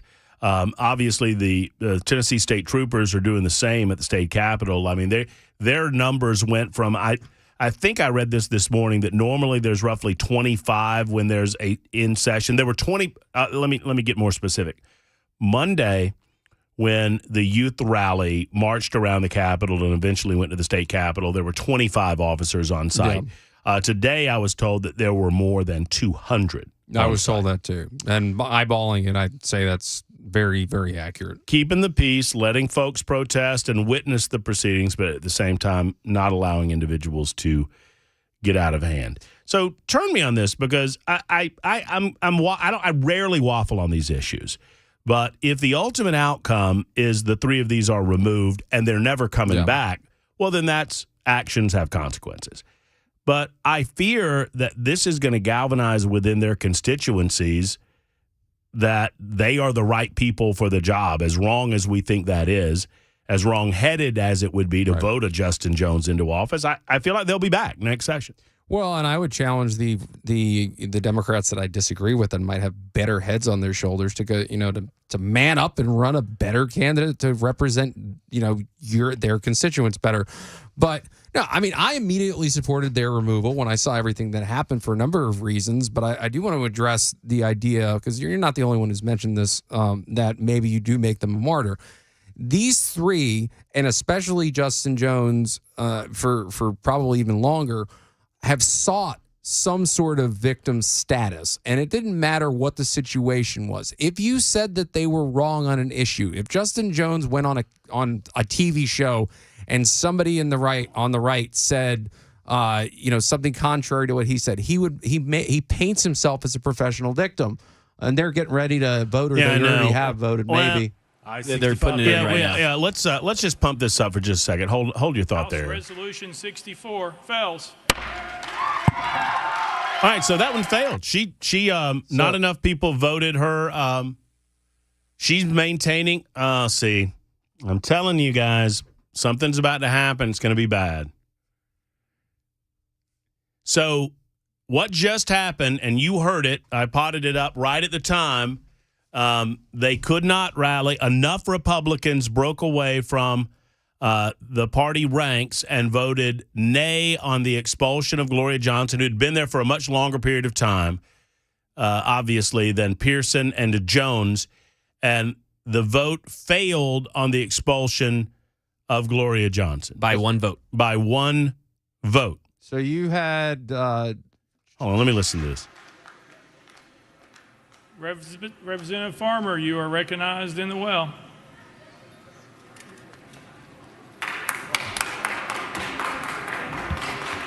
Thank you, Mr. Speaker. I move adoption of House Resolution 63.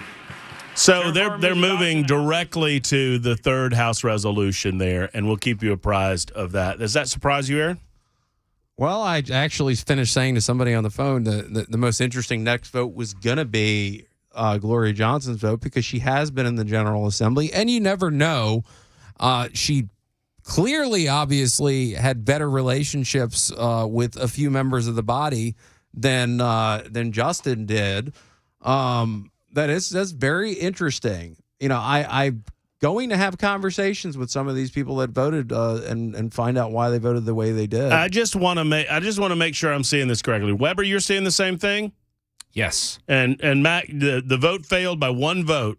Yep, 65 yeses. And 30 nays is what I saw. Who voted no with an Well, I'm about to find that out. I've got a source within the Capitol that can get me the vote totals pretty quickly.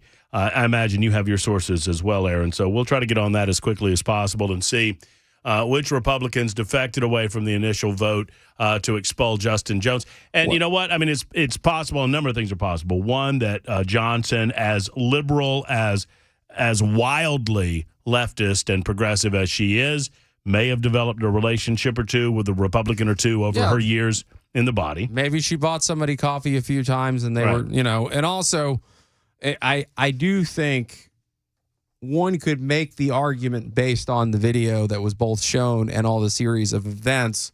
If you wanted to make an excuse that one of the three was the least worst in their actions just by eyeballing, I guess you could say it was her. Yeah, for a lot of the video that I saw earlier in the day, she almost seemed uncomfortable. Now I'll tell you my snap reaction though, and judging by the reaction we just saw on TV,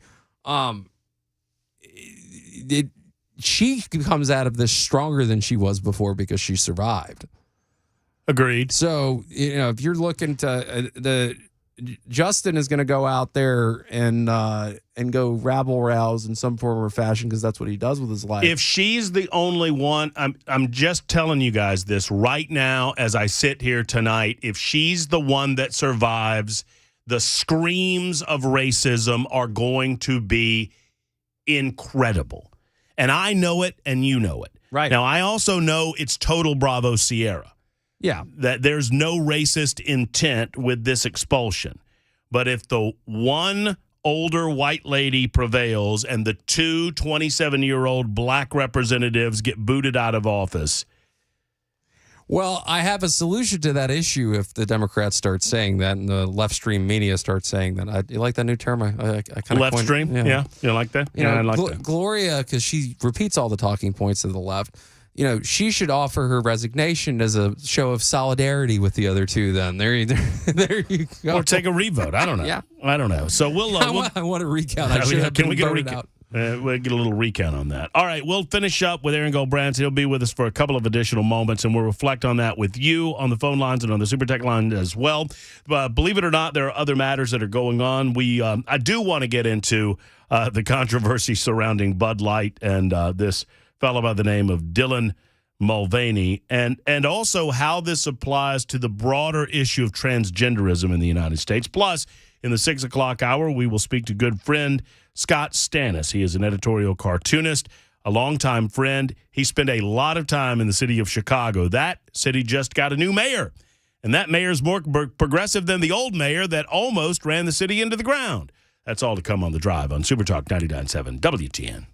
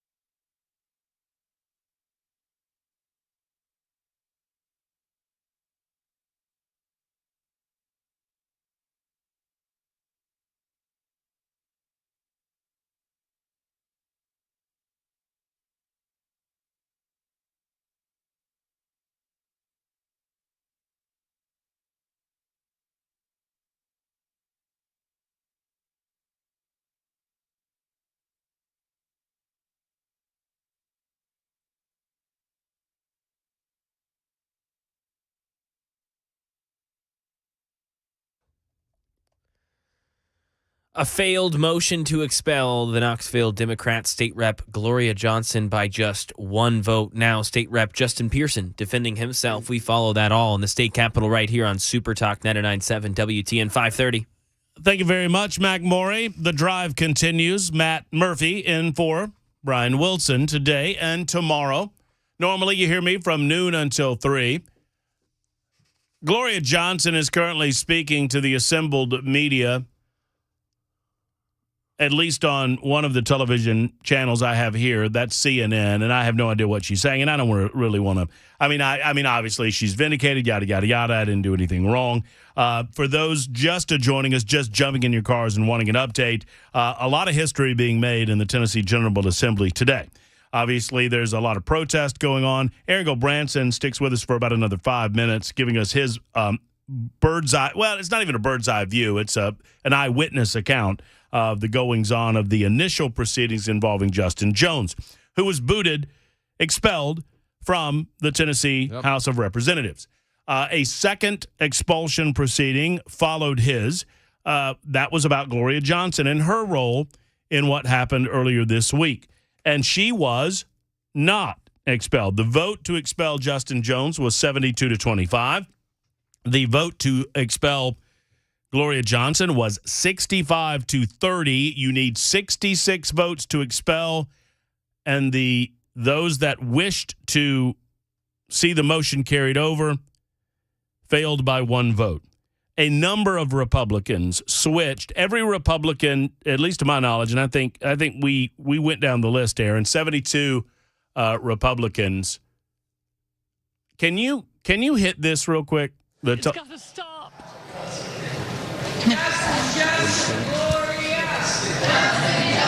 All right, so it's Well, Cobra Commander's out of a job right now, but Gloria's staying. Right now, Gloria Johnson is commiserating with Justin Jones in the aftermath of the decision not to expel her, and there's a third proceeding that is going on as we speak. All right. So I without revealing names, you can feel free to share who's flipped. But I'm texting with a few of the. And for the record, my position was always get rid of all three and get rid of. But anyway, and as was Tennessee Faith and Freedoms. But I immediately texted a few of the representatives as I can, since I know them. And the position that I was told was they felt that the case, the ones that didn't vote the way they voted for Justin, essentially didn't feel like they made a strong case against Gloria. And so you want to put that? Yeah, I'm trying to gather together I guess it would be 5. It would be 7. Yeah, the list I have here is Barrett, Ritchie, Bricken, Russell, Sparks, and Baum as voting against it, and then Representative Terry didn't vote.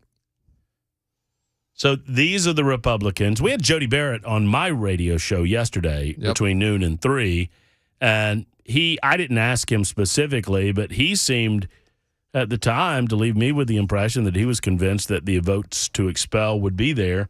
You'll have to poll them individually. If they're your individual representative, ask them what changed between Jones and Johnson as to why they felt comfortable voting to expel Justin Jones and not. And understand something. The only person, to my knowledge, that has apologized in any of this was Justin Pearson.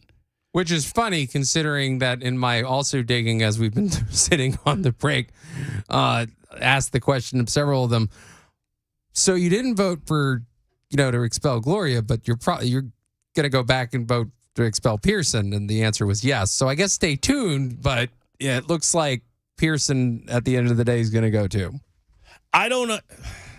All right, a couple of things. I would need to find out the specific reasoning by each of these individuals why you felt compelled enough that expulsion was appropriate and proper for Jones and Pearson, but not for Johnson, when all three of them were standing at the dais. Now, I mean, are they using what, a new Supreme Court test? I'm kidding, using legal terminology. A status test of she didn't touch the bullhorn for as long as the others or something. I don't know. I don't know if she did. I mean, maybe it gets down to that. Yeah, I don't know. But here's the reality: the three of them participated in taking over the well, and look, for better or worse, I'm not putting any sort of signature of approval or disapproval on what I'm about to say. But if you expel the two black members and not the white member, the national news media is going to have a field day with this, an absolute field day with it.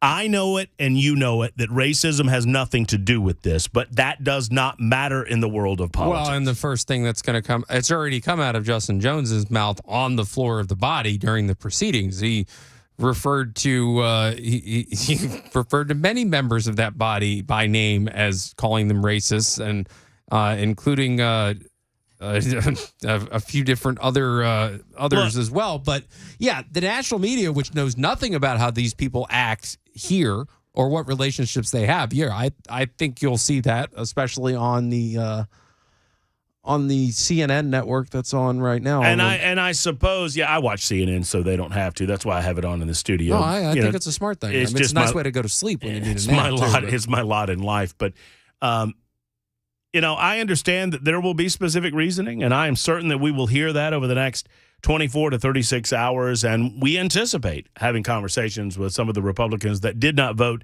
to expel one, but did vote to expel the other. Number 3 remains to be seen. Let's get to the news. It's 5:30. Aaron, thank you. Thank you. I appreciate it. There's Aaron Gobranson spending some time with us. A busy and long day for him down at the state capitol. We'll be back, and we'll switch over to telephone calls and get your thoughts on this. 615-737-9986. It's Super Talk 99.7 and The Drive.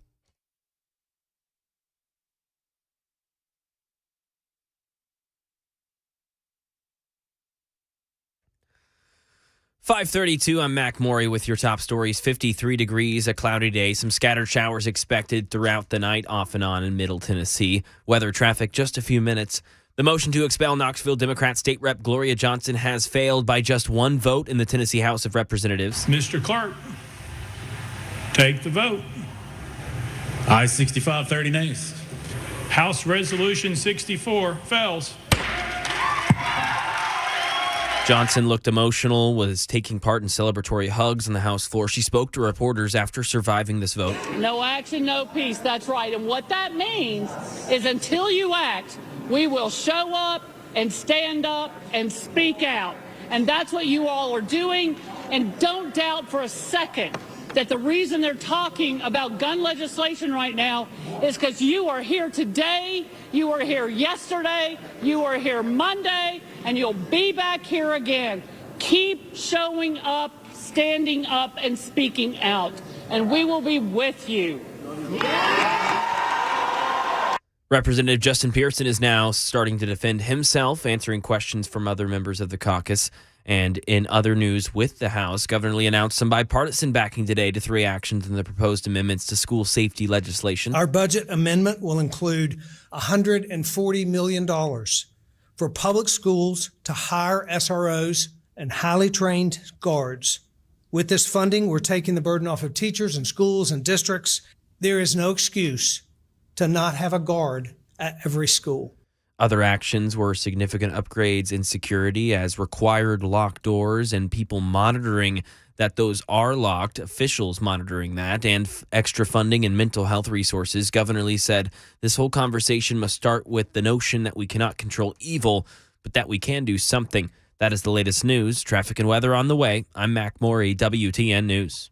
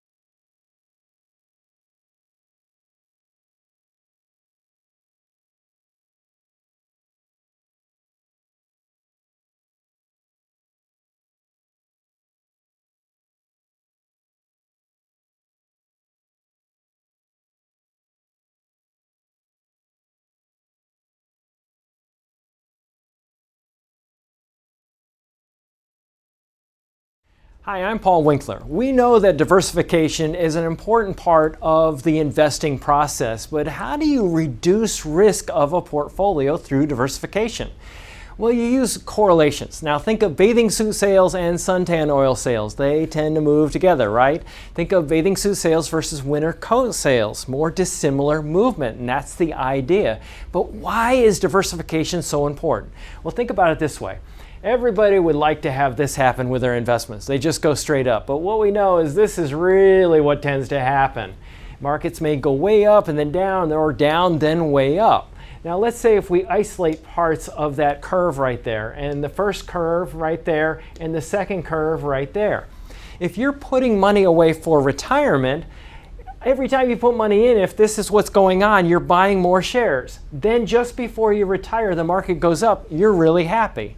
If, on the other hand, you keep paying a higher and higher price and then the market goes down, you're really sad.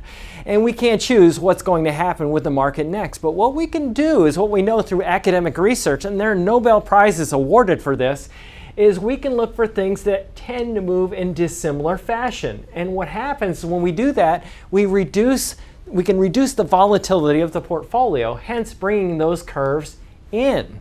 Now that's the idea. Now if you want to learn more about our approach to investing and financial planning, go to paulwinkler.com and set up a free 15-minute phone call. Or you can call 615-851-1950.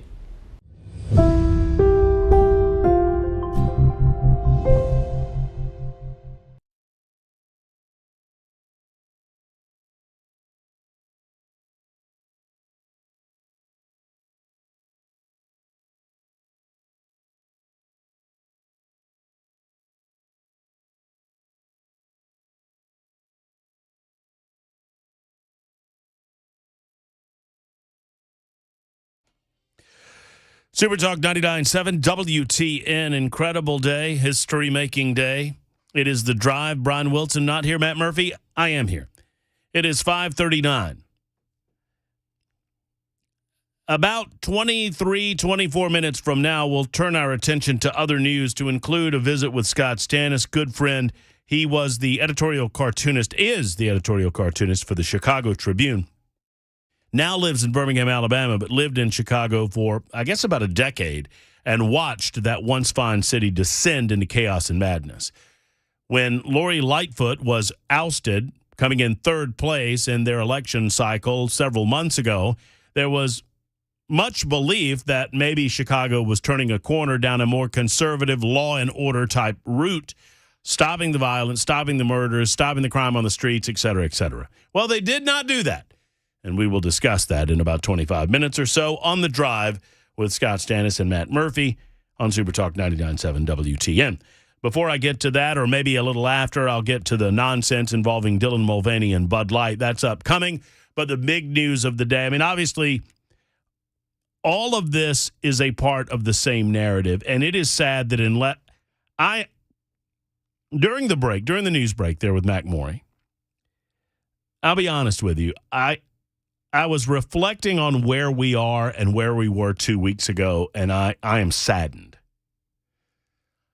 I am saddened that in less than 2 weeks, we watched our community, and I don't pretend that it's you or me or the guy next to you as you drive home trying to get back to your family, wherever you happen to be going, or maybe you're going to work. I don't know, whatever you might be doing in your home, your place of business, your automobile.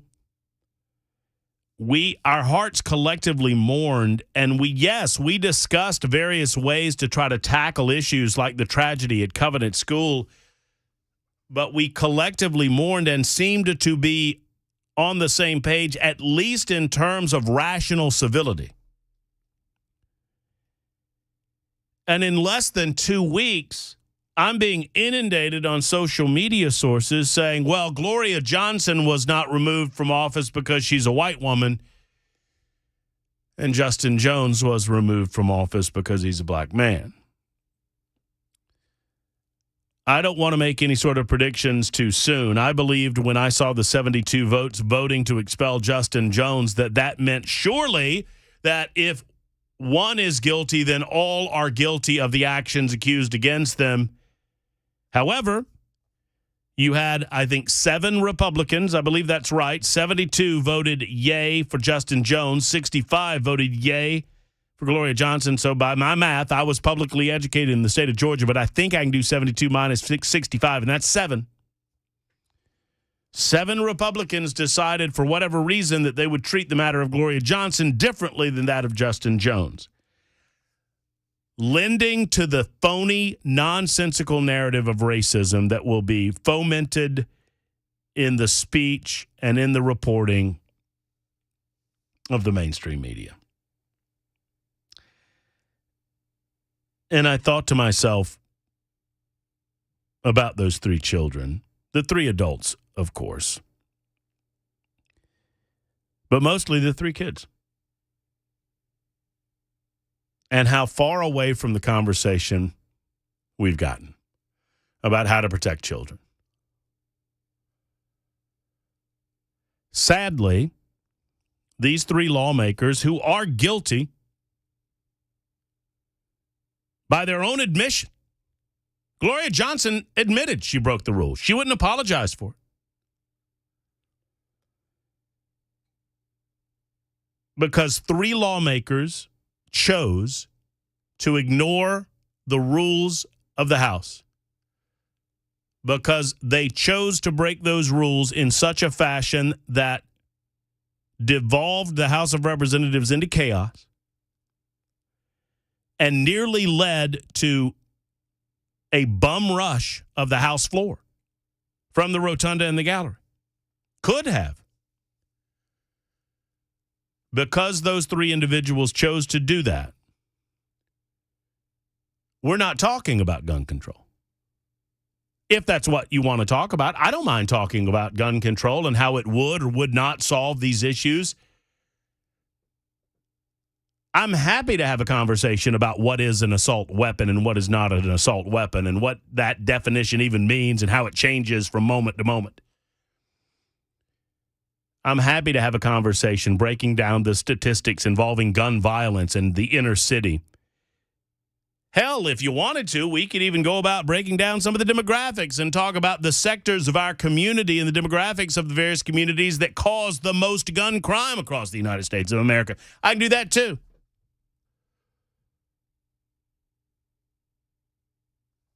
But instead, I'm left at 5:44 on Thursday afternoon, April 6th, 2023, hoping that Representative Justin Pearson, a man that I believe fully deserves to be booted out of the body, hoping that he's not.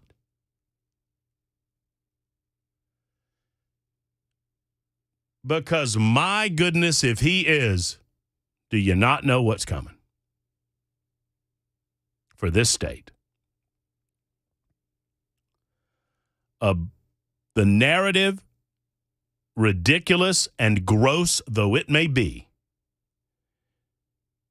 that a bunch of white Republican men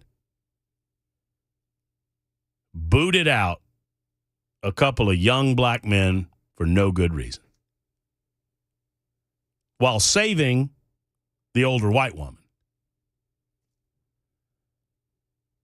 I know it's not true. You know it's not true, but I didn't do this. Regardless of my analysis on it, and I admit that my analysis on this has been squishier than anything that I've broken down in a long time, because I can see it both. I can see this both ways, right? I can see the benefit of saying censoring them, excluding them. I called it making them non-people. I can see that way, and I can see it the other way. But I can't see splitting the baby like this. Not like this.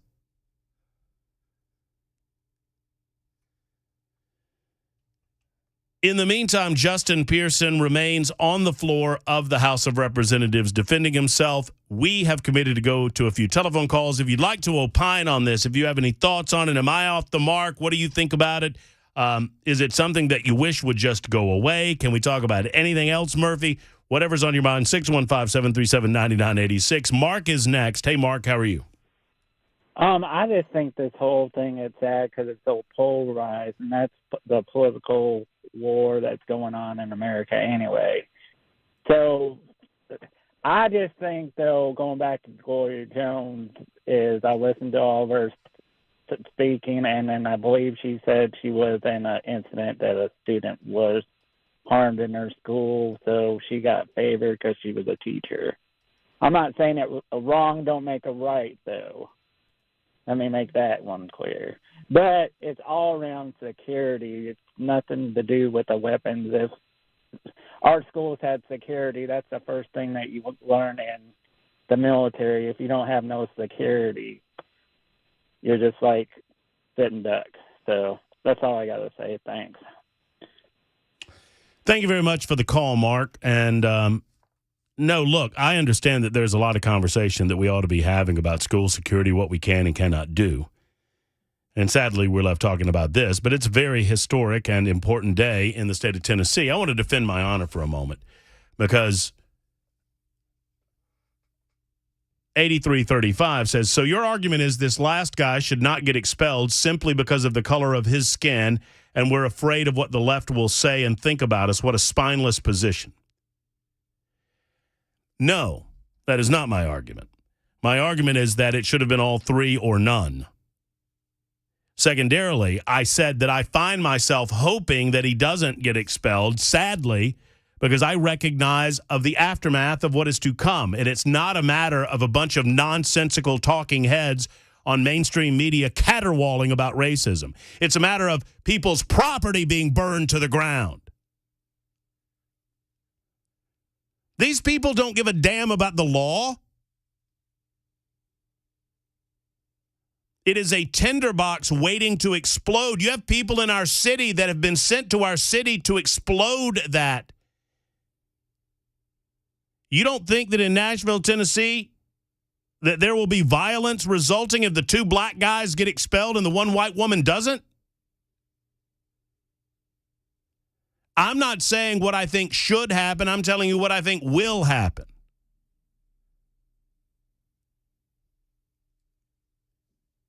If my explaining what I believe reality to be is spineless, very well, then I am spineless. I'm not telling you what I want to be. I'm telling you what I think will be. Michael is next in Mount Juliet. Thank you for the call, Michael. How are you? I'm well. How are you? I'm doing great. Thank you. You're on the radio. Go right ahead, please. Yeah, I just wanted to call in and talk a little bit about, I think it sends the wrong message when you have three representatives get up there right after a school shooting that killed 6 people, 3 children, and they're speaking up for their constituents, and then you expel them. Whereas you have, other legislators that are expelling them who have stolen, committed adultery, harmed women, and they're not getting any treatment either. So how do you justify 3 representatives getting up there and speaking loudly for their constituents, but not doing anything to the people that are actually breaking laws? No, I mean, the world seems more upside down the more I live in it, Michael. But yes, we'll have to hear from the individual lawmaker. I mean, just circling back to these 7 that changed their votes. I don't know why they decided to change their votes. I don't know that we'll ever get to the bottom of it. I've heard from at least one that said that he didn't believe that the individuals proved their case, and I don't know what that means. But I guess the argument I'm making is, why would you expel 3 representatives? They didn't. I mean, they spoke too loud. They might have had a bullhorn. No, that's not. So you don't. I'm sorry, I misunderstood. I can explain this to you. You understand that in a country that believes in the rule of law, you have to have laws and you have to have rules of orderly government. Would you agree with that? I would agree with that. Mm-hmm. And so at the time that these 3 individuals desired to make speeches about gun control, the process was in a different place. There was a different calendar in front of the representatives. These are a part of the rules of the House of Representatives that all of the members of the body have agreed to. You with me so far? However, I am, and so and I you agree with can't that. you can't just interrupt. No, you can't just interrupt the rules of order and speak when and about what you want to, and and be consistent with the rule of law. But meanwhile, you have other representatives that didn't get expelled that, assaulted women and stole money. No. Let's not. Well, if you want to talk about those people, let's talk about those people at a different time. I want to talk about these three people. But what I'm saying, because you don't understand. what I'm saying you don't is, understand why these three people are being brought up for expulsion. I'm trying to explain it to you. No, I hear you, but what I'm saying is there's different rules or different procedures for different people. It's not consistent. If there's a rule, I agree you should follow the rule, but that goes for everyone, not just people that don't look and talk and believe in the same things that you believe in. Mm-hmm. And what individual are you speaking about, Michael? There's many. No, just name me one other person that didn't follow the rules. I mean, so you've heard it. So Michael, you've heard it. So you've heard a talking point somewhere, and you call a talk radio show, no, I haven't. and you want to name me a person. Name me one person that you're talking about. Well, for one, the Republican up in East Tennessee in the Senate that was the pervert that was flirting with underage men. Mm-hmm. And what rule of the Senate did that violate that merited expulsion? For one, I mean, he was grooming a child. Let me just give it one more chance. What rule of the Senate did Randy McNally violate? He broke a... Thank you very much. It's 5:53 on Super Talk.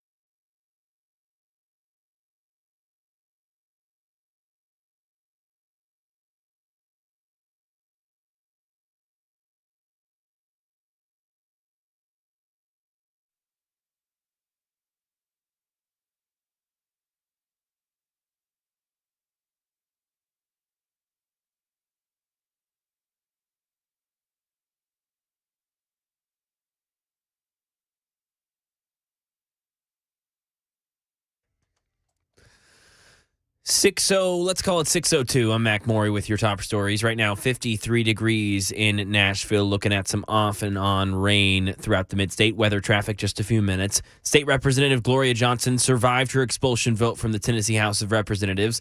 Representative Justin Jones did not and was voted out about 3:30 today. Johnson spoke to media after surviving her vote and expressed her emotions in this moment and her feelings of loyalty towards Representative Jones. They didn't stifle our voices at all today, but this is the first time that that's ever happened.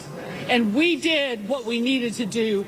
And I can't feel too good, because my colleague, Justin Jones, who is an amazing human being, who cares so deeply about his community. So I hope every one of you will do everything you can to help make sure he comes back here. We want him back. And right now, Representative Justin Pearson of Memphis is defending himself and answering questions from fellow House members, as each of these three representatives got the opportunity to do. Pearson spoke today after Jones was voted to be expelled from the caucus a few hours ago. There are people in positions of power who are using and wielding that power to expel people who are duly elected to their seats. We came here to fight for our constituents. We came here to lift up the issues of people who are suffering. 6 people died in Nashville at the Covenant School. 3 were 9 years old. But instead of focusing on that, Representative Jones, Representative Johnson, and myself are being expelled from the State House because we said we cannot do business as usual. And in other news, with the Tennessee House, Governor Lee announced some bipartisan backing today to 3 actions in the proposed amendments to school safety legislation. Second, we will establish a grant fund to make significant physical security upgrades at both public and non-public schools all across the state. Third, we will increase funding for mental health resources, double the amount of funding that we have for our school-based mental health liaisons, so that we not only have one in every county, but that we have multiple in many counties. Other actions in these amendments were significant upgrades in security, like doors at schools required to being locked, and law enforcement having to check to ensure compliance on those doors, and increased funding and mental health resources. And Governor Lee said the whole conversation must start with the notion that we cannot control evil, but that we can do something. That's the latest news. Weather's next, coming up with traffic as well. I'm Mac Maury, WTN News.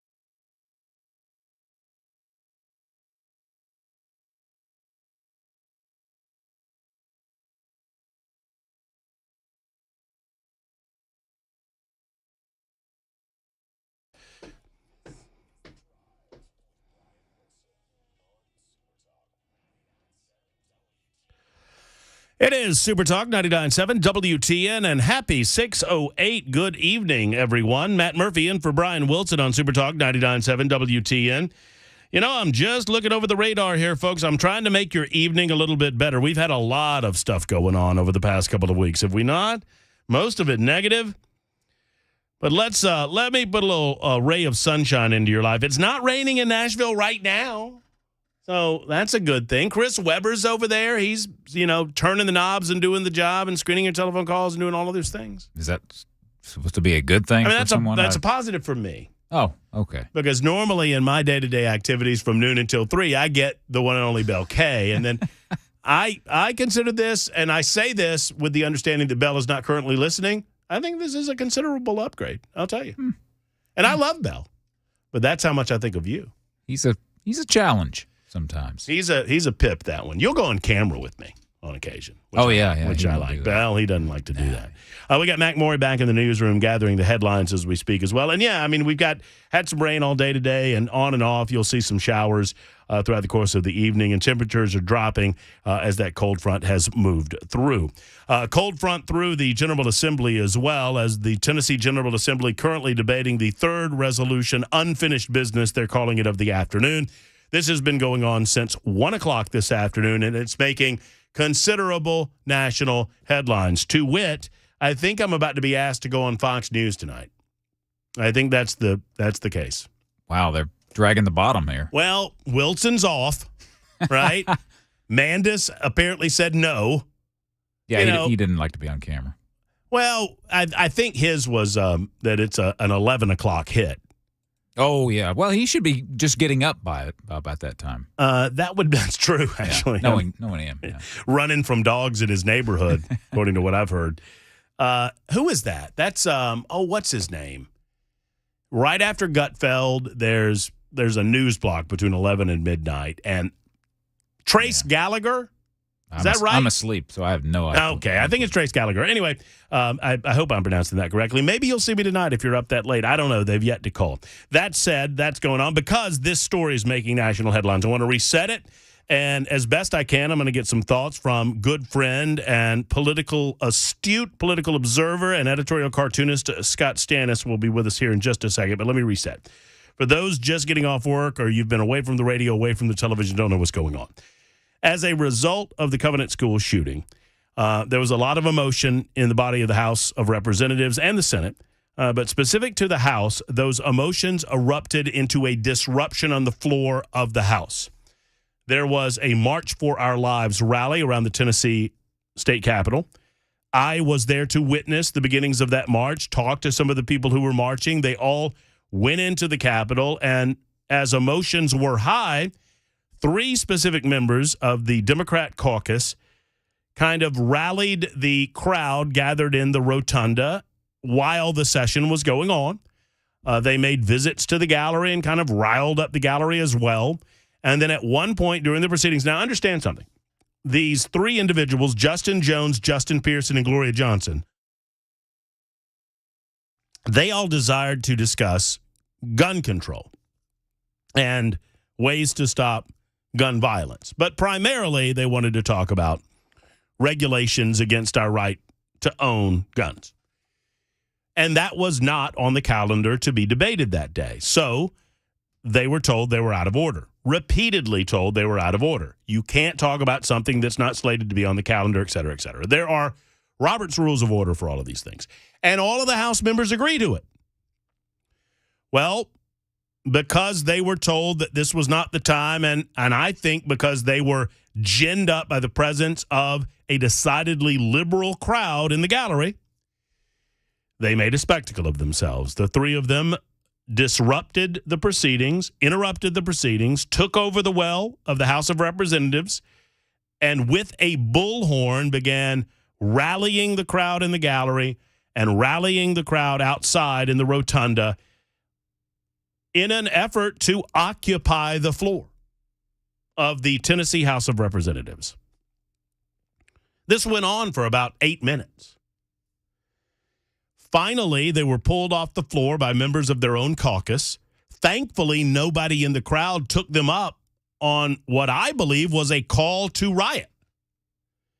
if you define a riot as descending upon the floor of the House of Representatives and disrupting the proceedings and illegally occupying the body.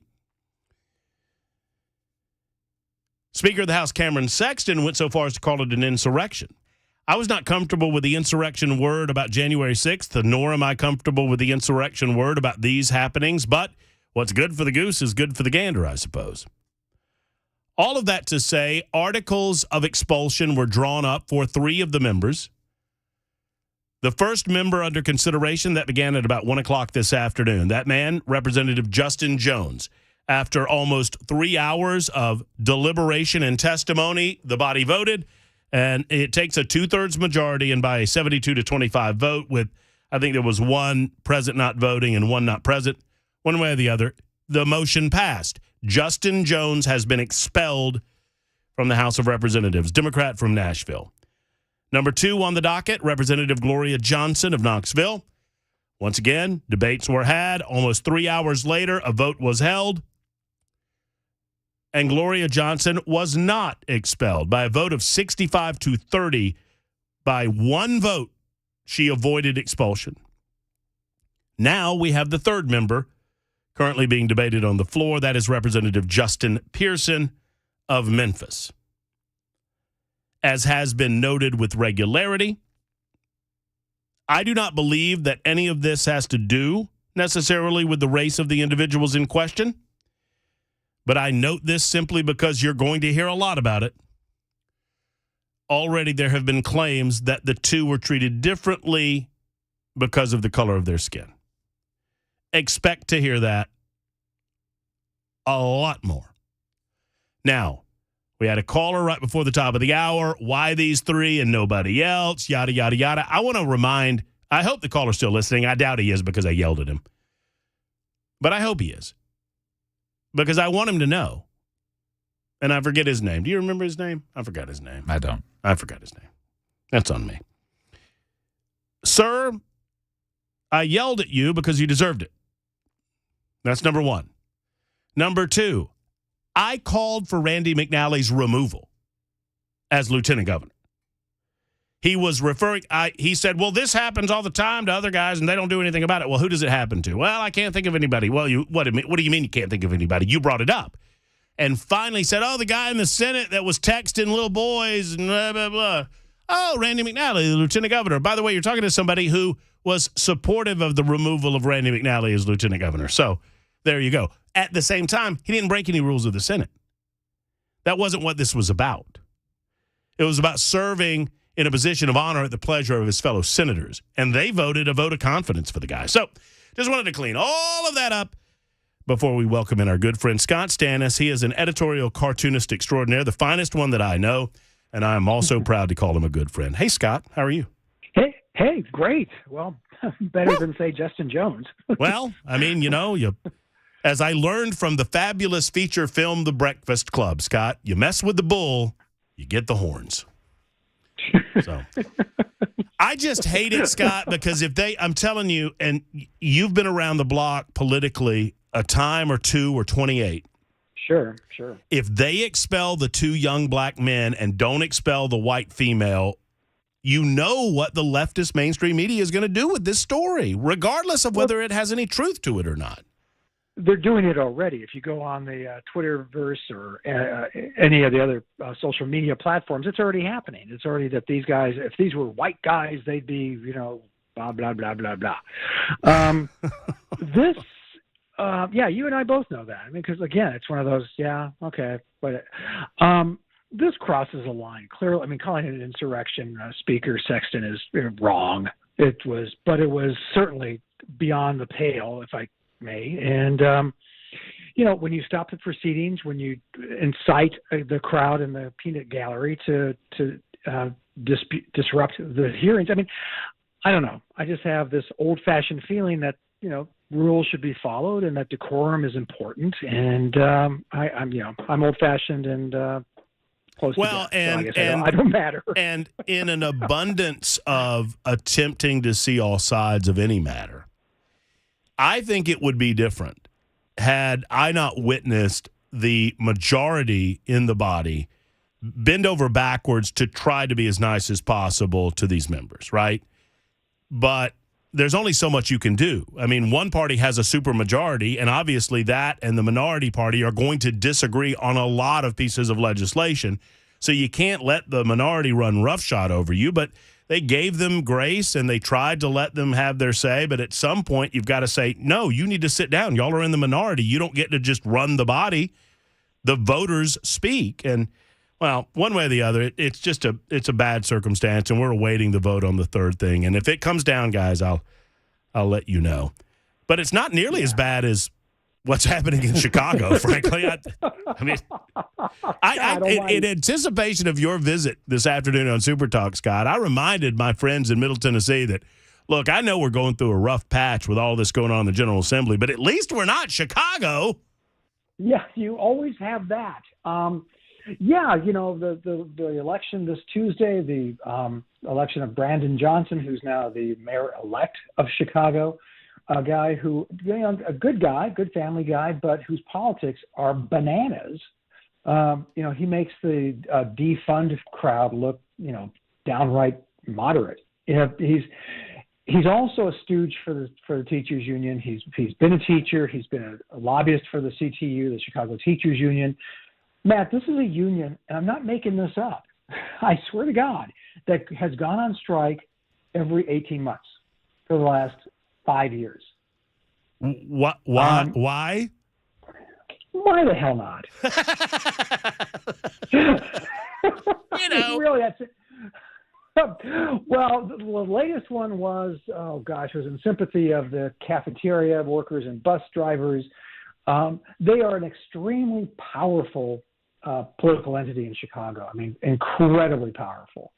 And they have a huge apparatus, political apparatus, get the vote out, money. They pour tons of money. I believe it was somewhere in the neighborhood of 80 to 85% of Johnson's money came from them.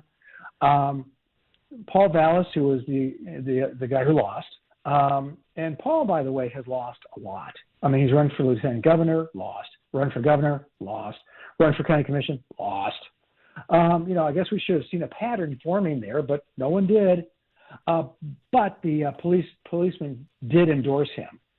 And having this debate around Chicago, I still draw for the Chicago Tribune, and it's been fascinating. Having more cops doesn't stop crime. It does, Matt. What? It really does. We were out there. I mean, you and I have been in Chicago. You know Chicago pretty well. We went up there for Christmas, and I don't know if I ever told you this, but we were on the first night we're taking the L to go somewhere, and we were accosted. First time in a decade that I've been on the L, which is the subway, and been accosted. And I want to catch the listeners of Nashville up on this. You were in there for what, a decade? You lived right downtown. Yes. In a high rise. You walked the streets, and each time I visited you, that core area of downtown was, relatively speaking, everything's relative, but relatively speaking, safe. Or safer. Yeah. And you're saying you got accosted? We were at the L stop near my old apartment, and homeless, I'm assuming homeless guy, or just a crazy guy, or a drug-addled homeless guy, or mix and match as you will. I was there with two friends from Birmingham, and we were on the platform, and this guy just comes barreling, four of us, kind of huddled, talking, and he barrels through us. I mean, he shoulders me and my friend, and he goes, "Now it's on." And frankly, the only thing that saved us from what could have gotten to be a particularly ugly situation was he said, "And you know what's causing it? That thing right there." And he's pointing at empty air. Whoa. And so I'm looking at it going, wow, man, you're right. I mean, what's interesting, oh, God. Just agree with them, Stannis. We're friends. I mean, here's the thing. My friend and I are looking at this guy. We're with our wives. And we're going, okay, where's this? Which way is this going to go? Because, he could. No, I mean, you have to. I mean, the automatic reaction is, I mean, you're fearful for your safety immediately, right? Yes. And the train was approaching. So apparently me and my friend had exactly the same thought. Because what's been happening in Chicago lately, the headline would be reversed, because this would be the first time that people threw a crazy guy in front of the train instead of what's been happening lately, which a crazy guy throws just some poor schmuck waiting for the train in front of the train. But in the midst of this, you have the newly elected mayor saying that the amount of police on Chicago streets wouldn't affect the crime rate? Yes, their take is that that's not the answer to crime. And again, I harken back. You and I have a history walking around the city, and being in the city, there was a police presence. You took the L. There's cops on the trains. Yes. There are no cops on the trains anymore. Here's what they're facing, Matt. Last year, Chicago Police Department had over 900 retirements. 900. The academy graduated 8. 8? 8. I'm not kidding.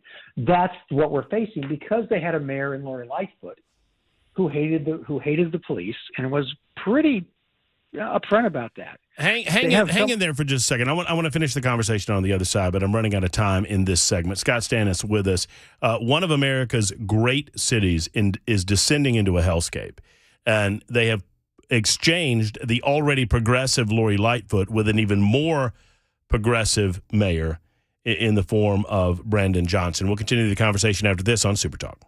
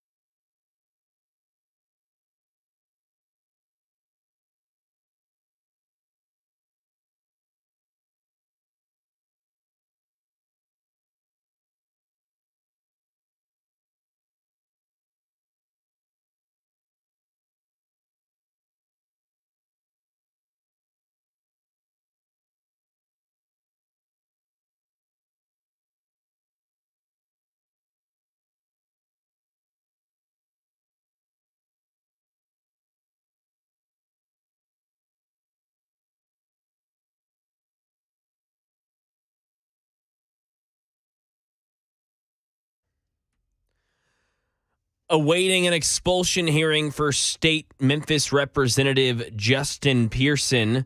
Representative Justin Jones was voted out. Gloria Johnson, one vote away from being voted out. She actually survived the expulsion vote. 630 Super Talk 99.7 WTN. Mac Maury, I want you to answer the really important question. Oh, yeah. How's the pimento cheese? Ooh, that's good, man. It's good.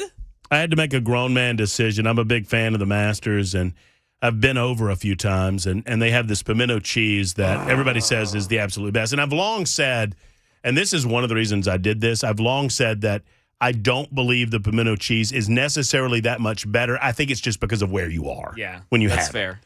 You're walking the grounds and all of that. Although, I will say, I had a sandwich earlier today, and it's pretty darn good. Yeah, I mean, it's great. pretty solid. It's great. I have not sampled mine yet. Ooh, and we got the egg salad, and it's like a kit that you get from Augusta National. It's called Taste of the Masters. It's awesome. It is as ridiculously overpriced as you think.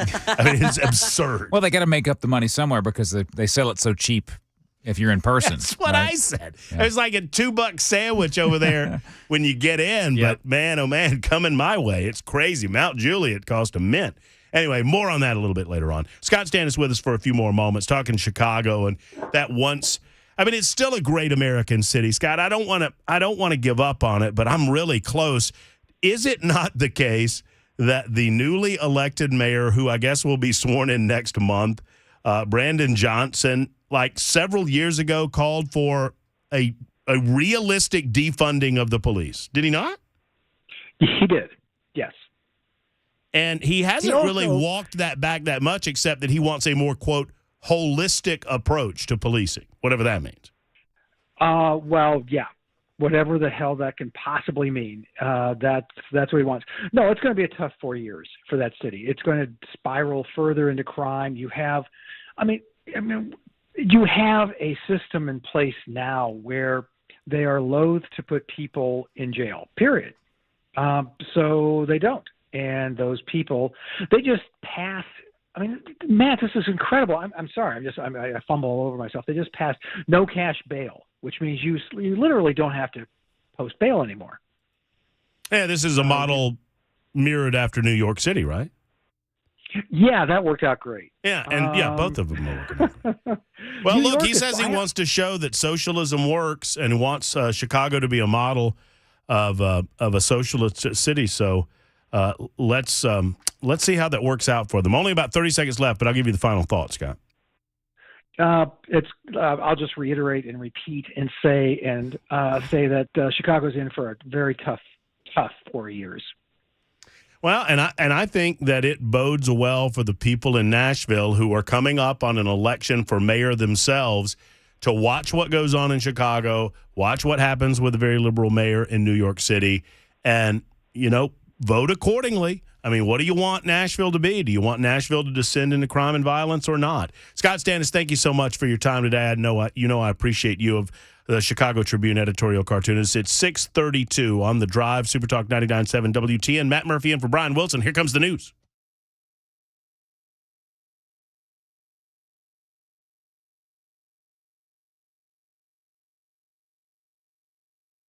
.32, I'm Mac Maury with your top stories. 52 degrees, expecting some scattered showers around the mid-state throughout the night. Weather, traffic, just a few minutes. Awaiting the expulsion vote for Representative Justin Pearson. 2 Tennessee House members have gone through the expulsion vote. Justin Jones of Nashville walked out, a former representative, while Gloria Johnson out of Knoxville narrowly survived the vote, just one yes away from losing her privilege as a Tennessee state representative. And again, right now, Justin Pearson in the middle of defending himself, answering questions from his former members, as all 3 of the other 2 representatives got a chance to do as well. And this is a part of his defense. I do take responsibility for coming to the well while the speaker said out of order. I also take responsibility for the people in our district and in our communities who are asking for us to do something, who are tired of going to funerals of their brothers and their sisters and their grandmothers and their cousins. Are we not responsible to them too? The Capitol's packed with state troopers just in case riots do break out among these protesters. Metro Police have been asked to stay past their shift times so that double the help could be rolled out if necessary. And some legislation began to move forward today with bipartisan support. It includes an SRO at every school, requirements for doors being locked, and officials monitoring that regularly, plus some money to be put in towards mental health resources in both private and public schools. Governor Lee spoke on this matter today. Practical solutions that will enhance the safety of students and teachers immediately. But our conversations will continue. And we all agree that there is a serious conversation needed about school safety. It must begin with the recognition that we cannot control evil, but we can do something. And again, if you're looking to hear the fate of Representative Justin Pearson from Memphis, that should be coming any moment now as they are ending the questionnaire period for Pearson. And that vote in the caucus will come momentarily. You can hear it live right here on Super Talk 99.7 WTN. That's the latest news, traffic, and weather next. I'm Mac Morey, WTN News.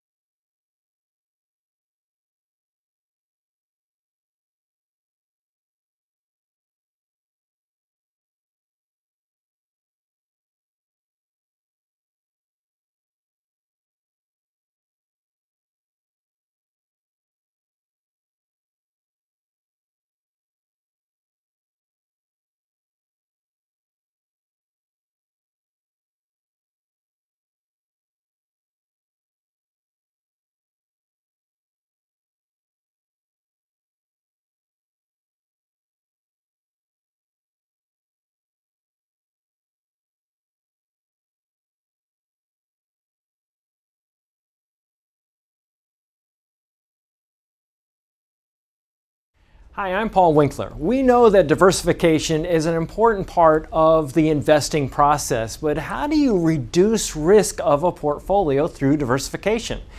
Well, you use correlations. Now think of bathing suit sales and suntan oil sales. They tend to move together, right? Think of bathing suit sales versus winter coat sales. More dissimilar movement, and that's the idea. But why is diversification so important? Well, think about it this way. Everybody would like to have this happen with their investments. They just go straight up. But what we know is this is really what tends to happen. Markets may go way up and then down, or down then way up. Now let's say if we isolate parts of that curve right there, and the first curve right there, and the second curve right there.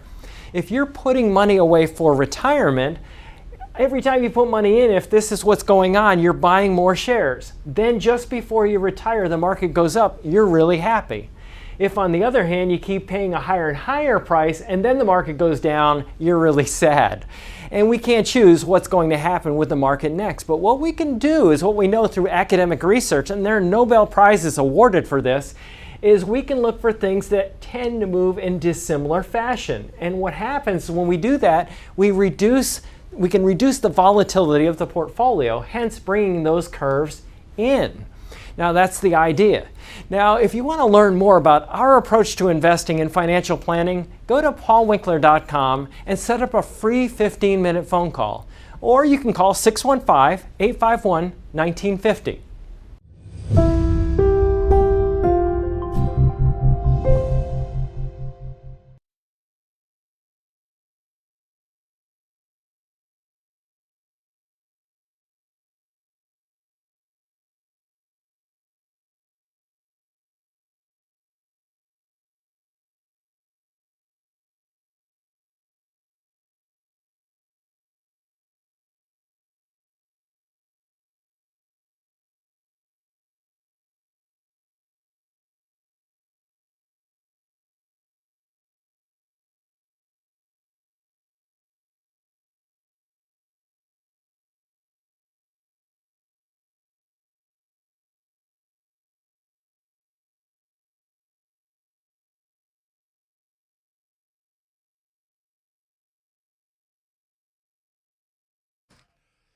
It is 640, Super Talk 99.7 WTN. Matt Murphy, enjoying my time with you this afternoon. I hope you feel the same.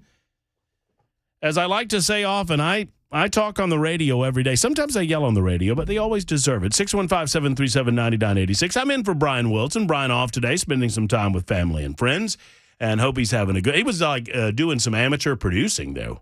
He was like he was sending us texts, producing his own show. Yeah, he's off and he's still working. I know, which I have such great appreciation for, but at the same time, it makes me nervous.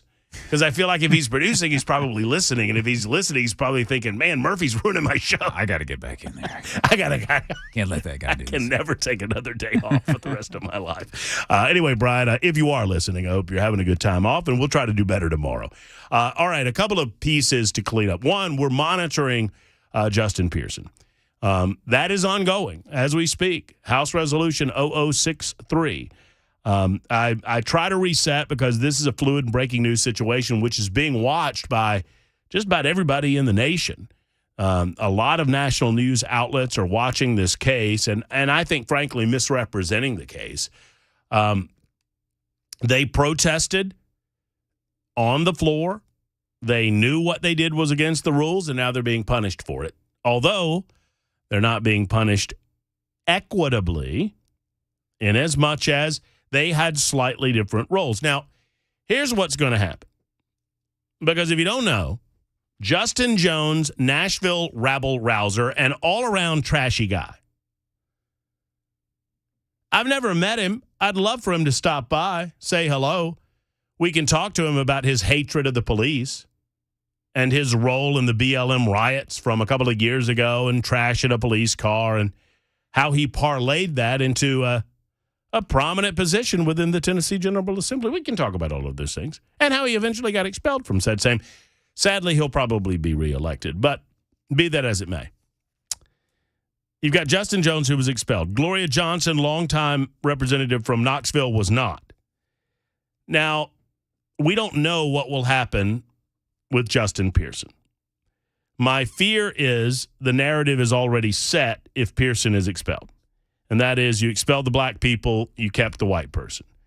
I do not believe that it is true. I am as sick as anyone of the racist dog whistles that go on constantly. Trust me, in my line of work, if I worried about being called a racist, I wouldn't do this line of work because I get called a racist every day. And I don't care because I know I'm not. I got called a racist. No. I had a local blogger whose name will go, I won't name him, but let's just say he makes his living in mugshots in this city. And I was attempting to explain how horribly insulting, and I was doing this on Twitter, so it's a fool's errand, But I was trying to explain how horribly insulting it is to the tens of thousands of women who could have been a spokesperson for a sports bra for Nike to, instead of being picked as a spokesperson or an influencer, to have a guy be picked above them in Dylan Mulvaney. Dylan Mulvaney is a male who wants to be a female, and he's a quote-unquote influencer. He's the Bud Light guy, right? And now he's got a contract with Nike, which is even more inexplicable. As I said yesterday, I don't think that the drink of choice for the transgender community is Bud Light or ever will be. So I think that's an odd flex. Well, even more odd is to decide that you're going to show off your Nike sports bras for women on a guy that does not have breasts.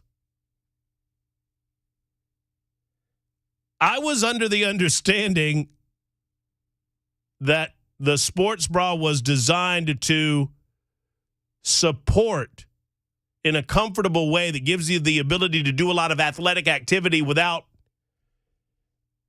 literally in some being painful. I'm trying to be as delicate as possible. So I'm in the midst of describing all this, and I'm trying to have a rational conversation. Well, you're just a homophobe and a transphobe. And I'm like, okay, well, the conversation's over there, buddy. Go back to your mugshots. Whatever. It's just exhausting. But that will be the narrative, that these things happen because one is black and the other is white, unless somehow Pearson manages to remain in the House of Representatives after all of this shakes out. We shall see. In the meantime, in the 3 or 4 minutes that we have left, I promised I'd get to a few of you, and Dwayne, you'll be first in Hohenwald. Hello, Dwayne. Hey, bud. Hey, I just wanted to tell you that in our schools here, we've had police in them for 5-6 years in every school. So you have how many? We got police in every school. Oh, yeah. No, I'm happy that you do. We've had them for 5 or 6 years. Oh, 5 or 6 years. I thought I'm sorry. I misheard you there. Well, I mean, that's good for you, and that's good. I mean, statistically, it is shown, Dwayne, that police presence in schools prevent violence. And in the case of violence, they prevent escalation of violence, and they prevent the furtherance of violence. There's no question that's the case. Why the city of Hohenwald can see this fact and Davidson County can't, why the Metro Nashville school system makes the decision not to have SROs in their elementary schools is a crying shame, especially considering the absolute evil tragedy that occurred at the Covenant School 2 Mondays ago. Ron is next in Manchester. Hello, Ron. How you doing there, buddy? I'm pretty good, Ron. I hope you are, man. I am doing fine. Hey, listen, hats off to you. These idiots that are calling in, whenever you first come to Tennessee, you know, I listened to you for a long time, and I thought, now, this dude's holding his own, but you speak like you feel, and I love that about you, and I love your show, and I just say hats off to you for you standing up for what you believe in.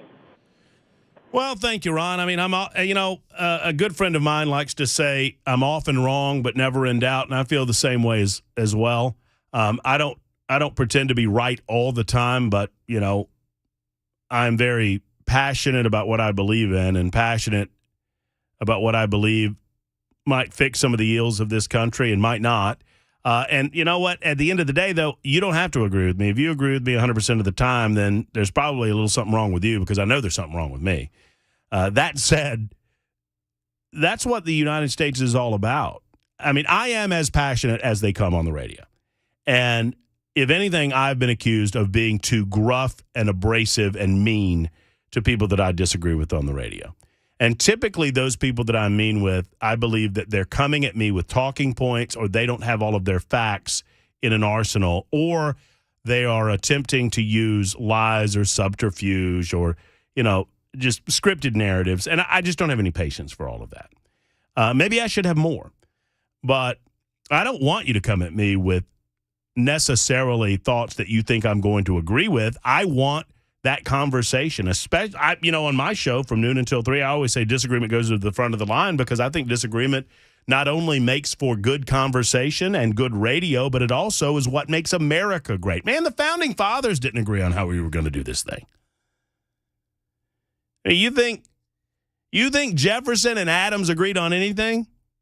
Well, if you have any knowledge of history, you'll know that they didn't. Yet they remained friends all of their lives.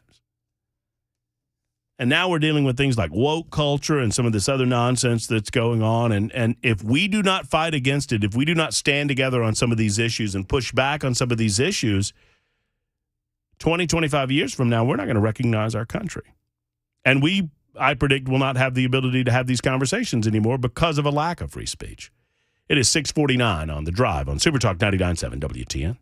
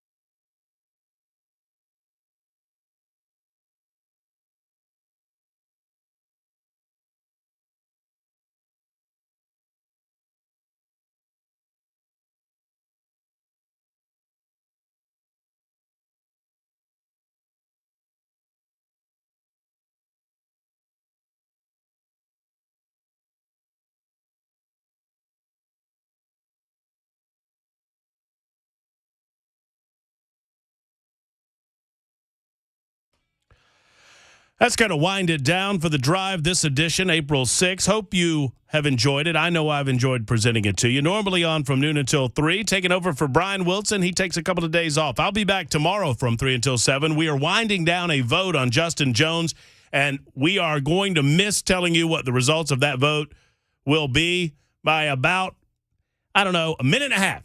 But that means you get to tune in tomorrow, bright and early with Nashville's Morning News. Dan Mandis will tell you in the morning on Super Talk 99.7 WTN. Have a great evening, folks. Hug the ones you love. So long.